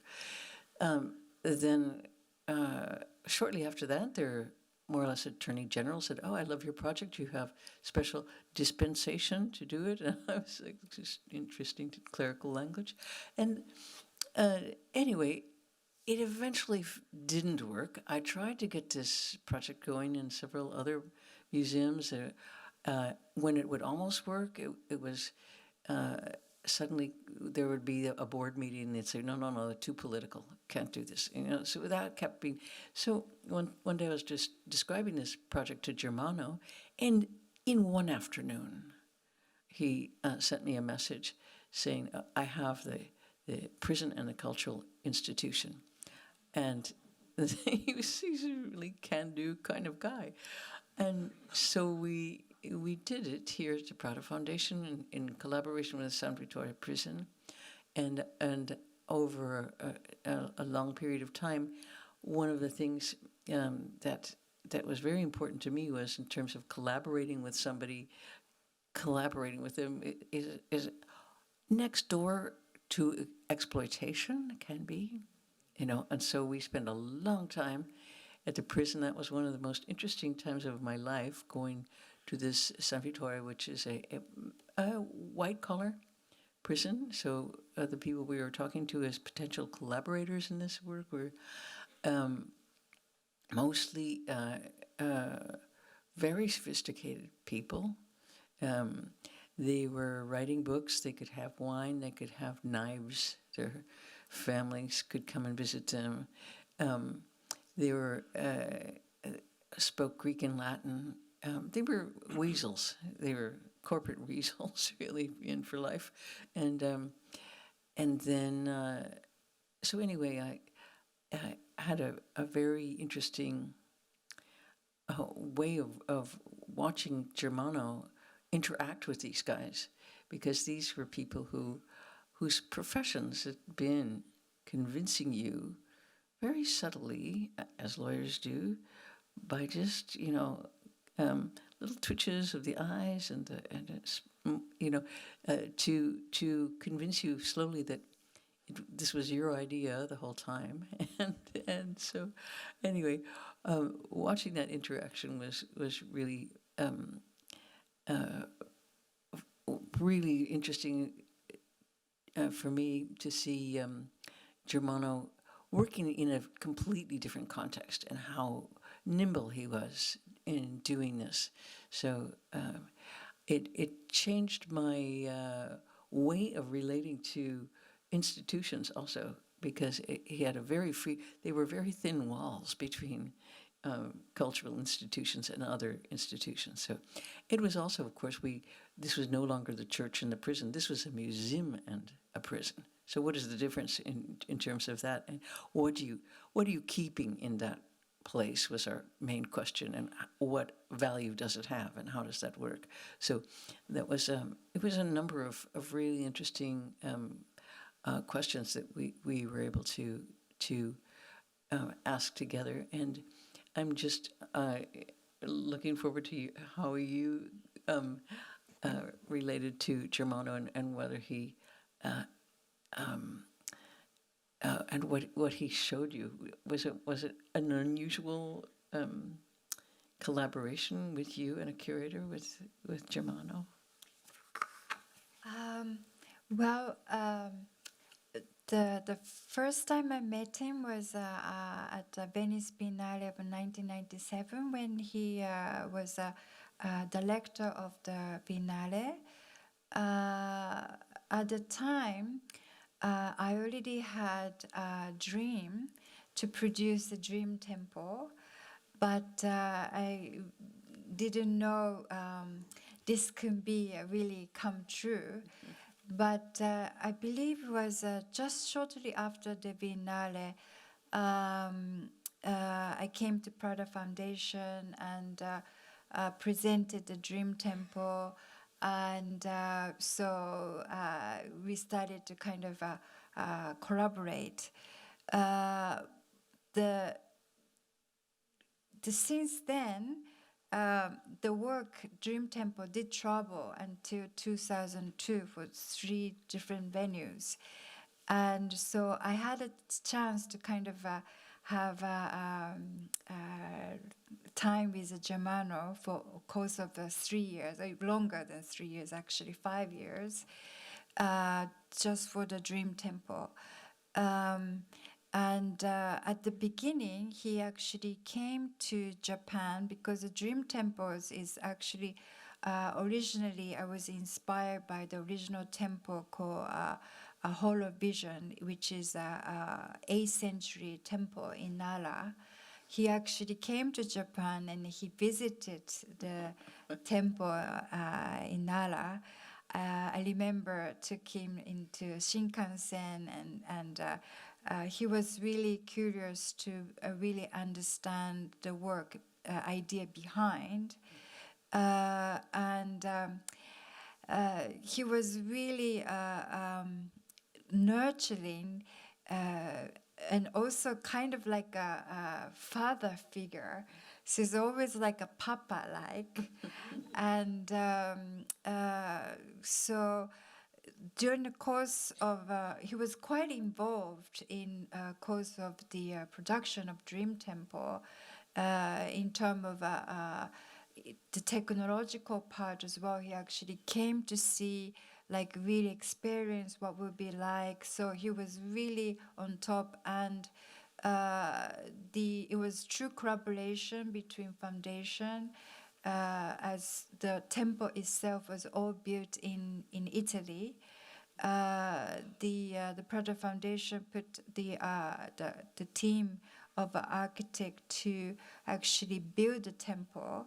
So although I designed it in Japan, but I was producing more in the technology and contents, but the architecture itself, I didn't see it until I arrived in Milan. Wow. So it was really, I couldn't imagine it in 1997 when I met him first time in Venice Biennale. And then 4 years later, I actually saw the glass temple. I was standing in front of it. I was just, wow. So the guidance of Germano, this was really able to come true, but it was a great effort of a Prada Foundation. I remember like a really close collaboration with Astrid Welter of the foundation. She really worked so hard, and I like the titles called Utopian Project because we did talk about utopian, and in the catalog Germano wrote about utopian, I didn't realize until today that whole exhibitions was based on utopian. Really, the artists always kind of receive a vision and really wanted to execute a vision, but never be able to produce it without all these people's support and help. And in a way that the Prada Foundation facilitate not only for the financial support, but it's really physical and emotional support as well, in order to really make the dream come true. And Germano really took part of that greatly. During the traveling exhibition, he was always very keen of installing drawings, which is a very traditional way of presenting the work. But he would put so much kind of like a kind of guidance how to install the drawing in very interesting way. And then I realized, looking at all those slides, that he kind of with all this passion that I always felt that within him. I wanted to share one kind of a unique experience I had with him, was that when I did a performance at the opening of the installation in 1999, my partner was a musician, so he was making a sound piece during me performing. And when we did the rehearsal, there was like many cables. And so he thought that really the cables, all the black and red cables that makes the pure quality of the dream tempo, they kind of disguise. So in, I believe, only like 2 hours, we had to get out of the space, and then all this Italian craftsman just came into the space, and he covered beautiful like a white table to cover all the cables, so that I did this kind of performance. Many museums in the past, many museums, but no one really could care about these cables. But the Germano was really very meticulous about these cables. And we didn't know what's going to happen, but it was, at the opening, it was just so pristine. And I never met a curator who has such a very precise aesthetics kind of a decision for such, So I believe that's very much Germano that I could describe. I really do miss him very much. Even though after this exhibition we kept relationship, and time to time he wanted to understand what I'm doing, and he always very supportive, encouraging, and I think the support we always need. And he was like really, again, like a papa in my artist career. So Thomas? Yeah, I think the word nimble was quite a good choice when you just were talking about him. And I do remember that he came to my studio with Mucha before we met, and he didn't make a big, everybody said like, oh, he's coming, and I just wasn't too impressed because of ignorance. But like not impressed, what I mean is like I knew about him, but I had no idea who is coming in, and there he came, and he had a leather jacket on, like always. yes. and he and lots of rings. And that kind of really irritated me because I was expecting a curator with big glasses and like somebody very different. But he was very he stayed very much in the background, and also in the other projects we did, he was never kind of really pushing or anything. He was just listening very carefully, and so you easily could underestimate his direction, really, for me, because he wouldn't push it. He was also very patient. Remember, Mario, we went to a couple of. I think I even went to Palermo because of the research I wanted to do a project in that show which had to do something with Italy, and he had to do something which was like an investigative journalist who kind of I wanted to make pictures which nobody could have possibly seen before, instead of recreating an existing picture, and and he had a lot of patience, and I guess he had a lot of patience because he worked for so long in the field, and he had a lot of artists where he could tell very early on, are they delivering eventually or are they nutcases? And then, from those he believed that they will eventually get around. He had a lot of trust, I really think. Like, he had a lot of, I also do remember when he was when attitude becomes form, it was quite a tightrope to walk for him because, of course, it was big Celant, but he was, I would say, equally important in those years as a curator. And of course, you don't want to push, after Celant passed away, you don't want to kind of, enter the room as a big tiger, but you don't want to,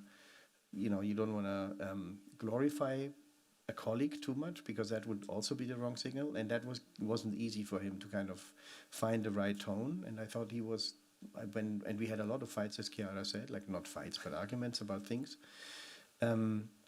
And how he managed to kind of keep a line in all this and have a very decent way wasn't really his concept. He had the freedom and the patience, as I said, and the generosity to let things go and happen, and then eventually step in and give guidance or something. But he didn't come in with a plan, which was really, with when you have a big machine like the Fondazione Prada, which to a certain extent was also, of course, partly shaped by him and his ideas and stuff. It matters if something goes wrong, but he had the time to let things grow, and that's kind of quite important, I think, and the trust. You would always feel the trust, I think, for you guys as well. The trust he had. Thank you, Thomas. I think you anticipated my second question, which is exactly about this, because in exhibitions and artist books, balancing the space of creativity with an artist is an hard task. So the question I wanted to ask you was exactly about the space that Germano left you during those projects.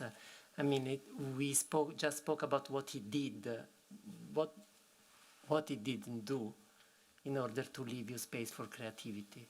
It's very, as a curator, it's maybe even more important when you work directly with an artist, be keen on not doing too much, in a way. Yeah, but also not doing too little. Or not doing too, of course. Because the balance, it's...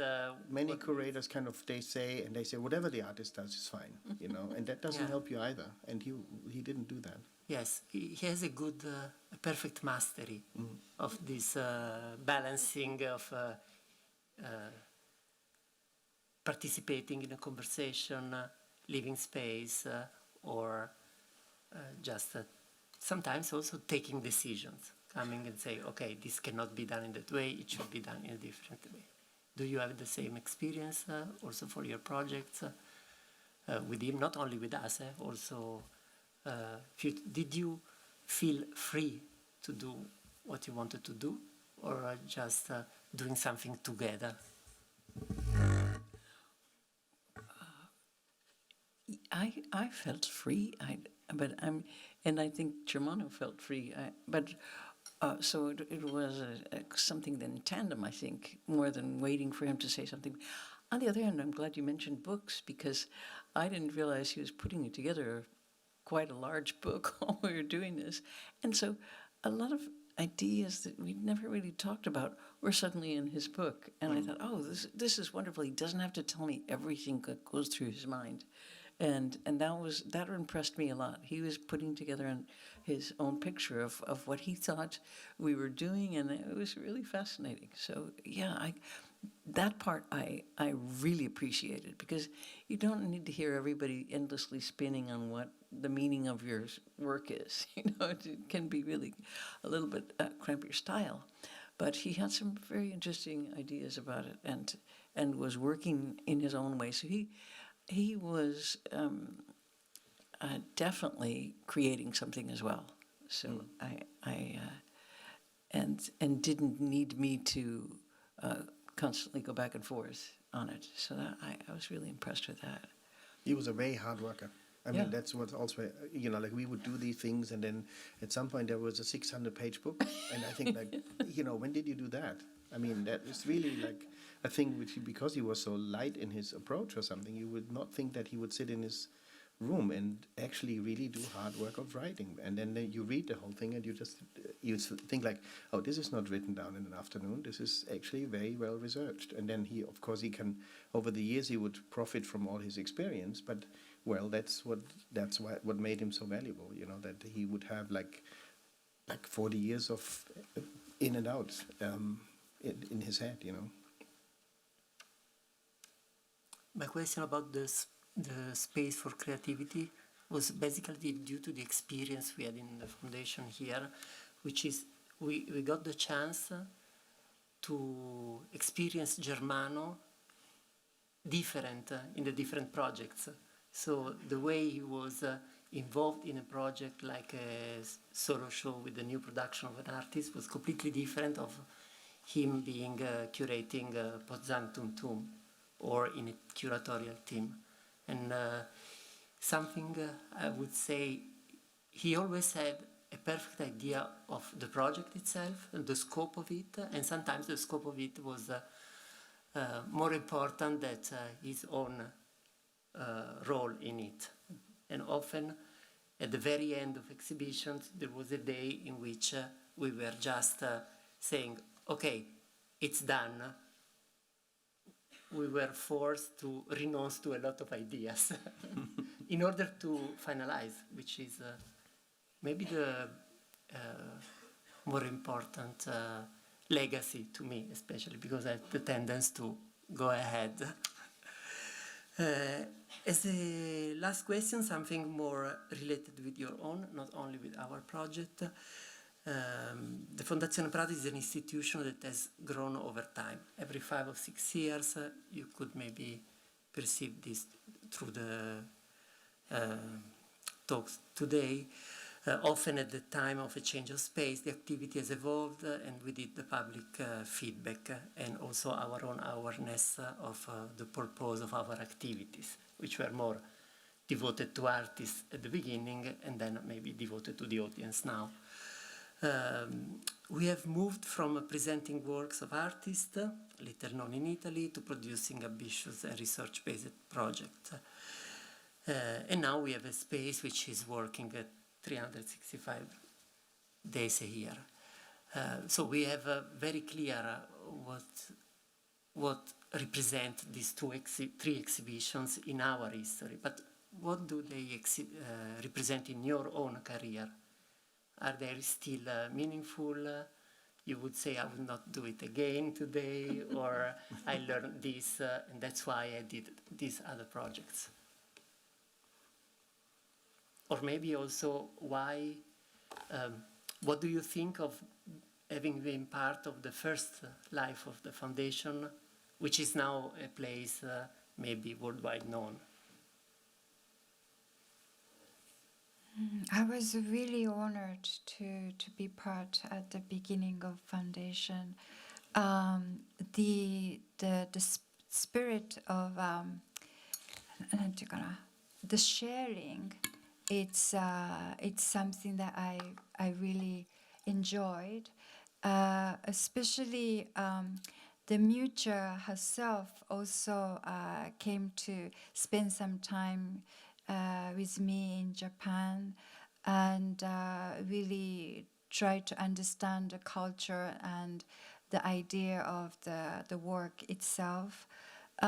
So it's very different from working with a museum or some kind of institution, because it's more like the sharing experience and producing a work together with a collaboration, which is very, very different attitudes towards to supporting art and artists, which is very precious. And I think it's I guess that probably I was spoiled at the beginning of my career, so maybe I expect more now, which may not be but I also realized that the dream can come true because I experienced once, so I could continue to experience to make my dream come true. So I was very happy and lucky that I was able to be working with the Prada Foundation. Thank you. Laurie? Well, it's interesting that you brought up the idea of the audience and how the shift seems to be from this support of artists to really the support of the audience. What does the audience get and expect from an institution? And I think this was part of also Germano's genius too, because he did want to have that relationship to an audience. I am from a world of theaters and audiences, and I get to see people react to what I'm doing in real time. And Germano really understood that. The first time I worked with him was in 1974, and he invited me to come to do a show at with his friend Ida Gianelli at Salon Gallery in Genoa. And I said, well, but I do stories, and how does a story work in a room, in a gallery, and over the many years since then, I've found some solutions to that, but also in relationship to the audience, I said, I'd like to play these violins that are also in the show, maybe in the street, and some unannounced concerts, and so he said, yeah, okay, that sounds good. I was like, all right, that's loose. And but people came to these things, and they're looking at this. What I was doing was playing a violin that I'd made that was an endless loop, so it had no end. So music has to have a beginning and an end, or it usually does.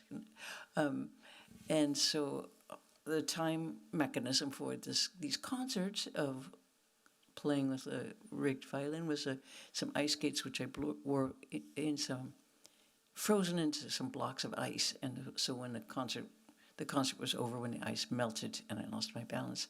But Germano was very interested in this relationship to the audience. Just random people who would come by and go, what's she doing over there? And so there was one guy who showed up. I don't know how he found, where I was doing, because he didn't announce any of this. But I would explain in pretty crummy Italian that these works, that I was playing these because I was dedicating it to my grandmother, because on the day she died, I walked out onto a frozen lake, and I saw some ducks in the middle of the lake, and they were going like this, flapping their wings, and I got very close to them, and they didn't fly away, and I was like, why are they here? And I saw that their feet had been frozen into the new layer of ice, so they were like honking like that. And so I was making this dedication to this person, and so the guy who was showing up for the concert had decided that he was going to act like a kind of MC, and so he would explain to newcomers in the crowd, she's playing these songs because once she and her grandmother were frozen together in a lake. And I said, close enough, you know. But Germano really liked this contact with people. He wanted people to understand what was going on. And also, it wasn't important to him that it had to be in a gallery or inside. He said, yeah, do it outside. So the other thing was, in terms of working with institutions, it wasn't, those walls, as I said before, were quite thin for him, that it wasn't about that. You know, so I learned a lot from him about how to do, narrative in a space like that, and also how to work with an audience in a different way, because in many ways, the painters I knew at that point, for example, or people who were doing, or sculptors, never really had a clear idea of if anyone had come into the gallery and seen it at all, or if it had even made an impression on anyone. They don't have that interaction, and I think Germano wanted that. You know, he was really very, very social. Did you find in that way?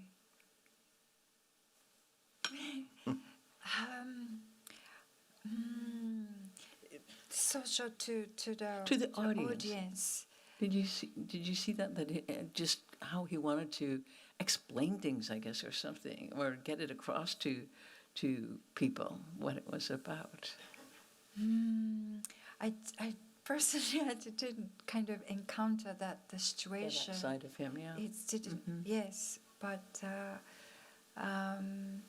it's interesting that how that, you know, the shift in the foundation, that it's the quality of a Germano, the personal quality is a projection of the direction, which is, I find it very interesting. For me, the foundation, but also with starting with the collaboration with Germano, is things kind of grow and they develop over time, and so it was in the beginning. It was a very straightforward transaction of we want you to do a project, but then we did actually 5 things over the years, and not 3, but then you would propose a thing. And you could get this, and somehow you could get it done. You could kind of get the machinery which Germano and Mucha and Astrid and Chiara and everybody, and Mario and everybody else built over the years. You could use that machine for your own drag race, basically. And it was so fast and so speedy, no other institution would pull it off that way. And that was quite interesting to see as well, that you just kind of, and now, the grotto is below me. And it gives me permanence. And I always said, I want something which is like a Volta de Maria earth room. And then they didn't have a basement, and so they would dig out a basement, for this. And I thought that was quite something. And, to get these qualities and this kind of action onto the ground is actually quite... that really, to see that and how quickly and how a small team, if it's organized efficiently, I mean, you need a hierarchy, but you also need to stay slim, even if Mario hasn't seen his family much, but but you need to, the bigger it gets, the more department, the more meetings, the more energy gets wasted and stuff. This kind of quick time of reaction and possibilities is actually quite unique. I haven't seen it somewhere else either. One thing about it strikes me, going through this coming today, seeing how many people are here. I mean, I know it's a rainy day and it's people come to museums, but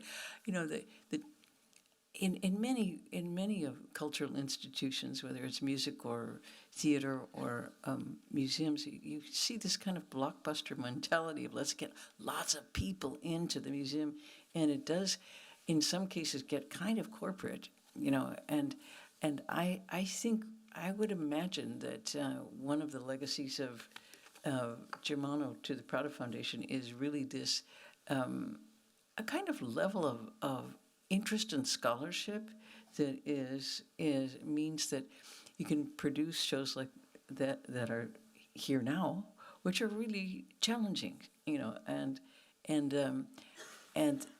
while it's good to have a big audience, it's even better to have one that kind of understands or is being challenged a bit by instead of seeing a show that's, maybe a little bit more entertaining.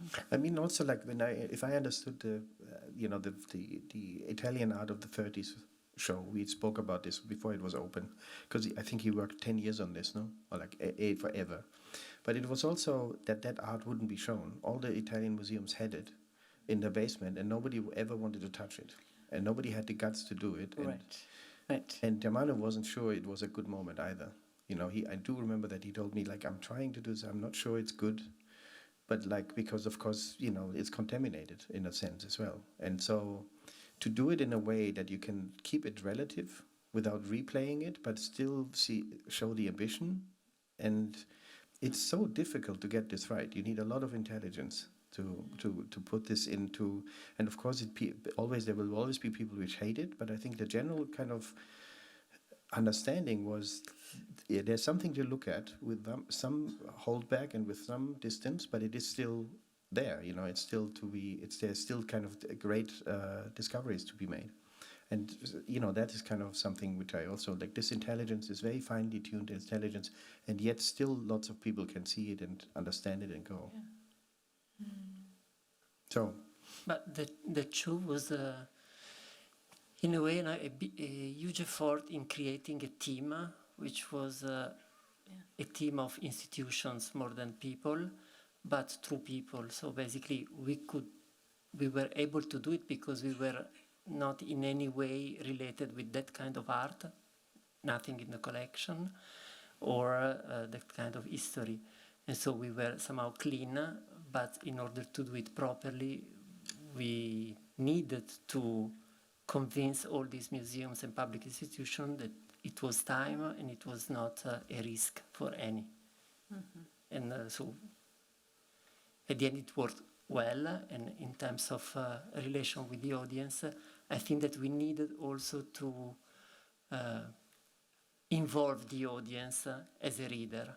That's why we did the life-scale reconstruction, because we needed them to be part of it, not only reading captions or appreciating documents or the beauty of Boccioni. And that's why it was fundamental, and we had this conversation with the designer to have the floors, not only the walls, the floors, because you should feel physically into the exhibition in 2023 maybe.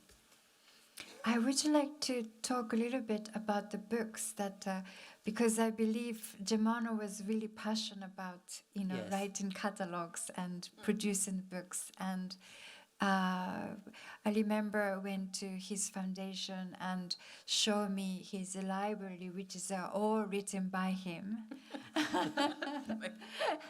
And the book that he produced for my exhibition was it's not just like a normal catalog. It was shows, but process of producing.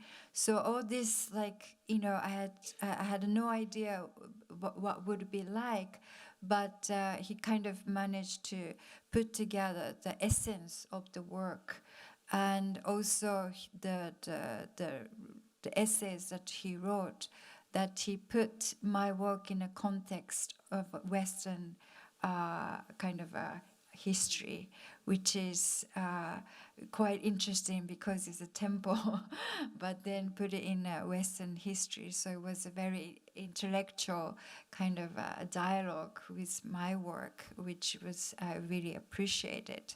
So maybe we could talk a little bit about books making. Yeah, the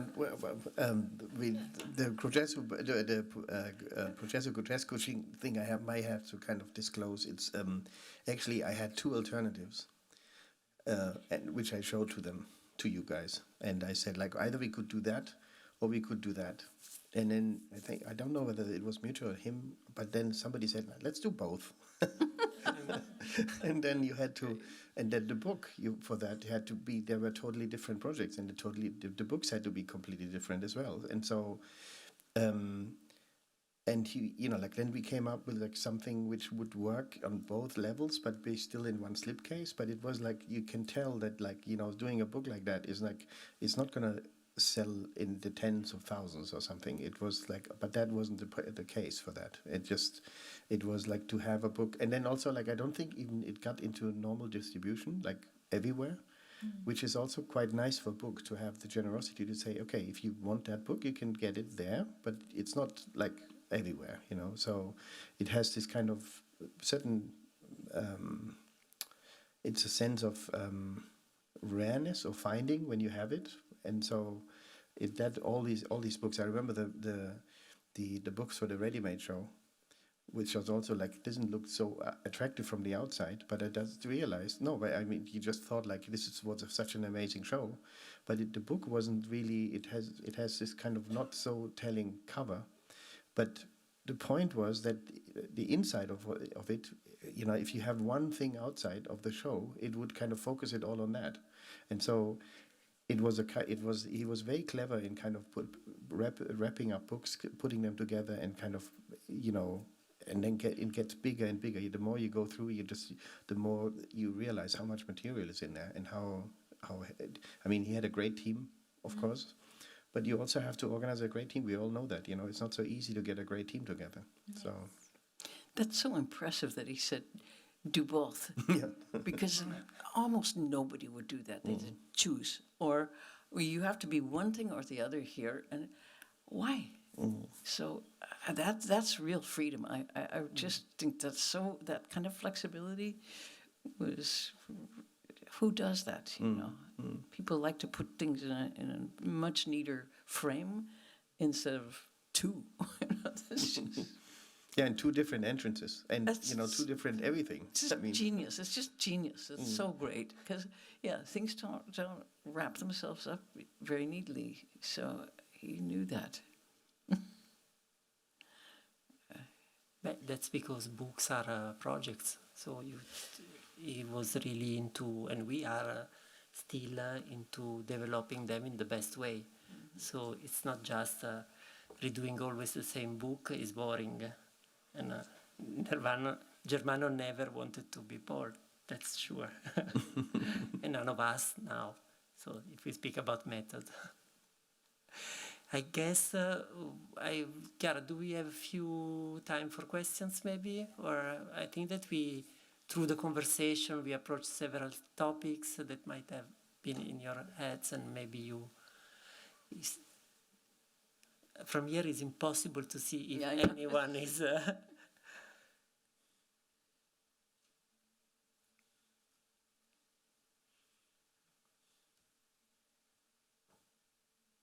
Maybe there is a question there. Last question. No? Okay. So, I think that thank you for the good words that you wanted to share with us about here, the foundation, Germano Celant, and your own projects. I think that, Chiara, I don't know if you want to say any word for the future, or Marcella, with regards to the next meetings, gathering around Germano, because here we are halfway, no? 4 on 8. No, I'd say... Usa questo. Thank you very much to everybody. I think Marcella has already outlined the program, but I guess you will be communicating all the next steps, including, getting to the last lecture that we mentioned by Professor Settis. So again, I would really like to thank Laurie Anderson, Mariko, Mori, and Thomas Demand, as well as Bruce Altshuler and Elvira Dyangani Ose, Paolo Icaro, all the Studio Celant, and everybody who was here tonight. It was a pleasure to have you here, and till next time. Grazie.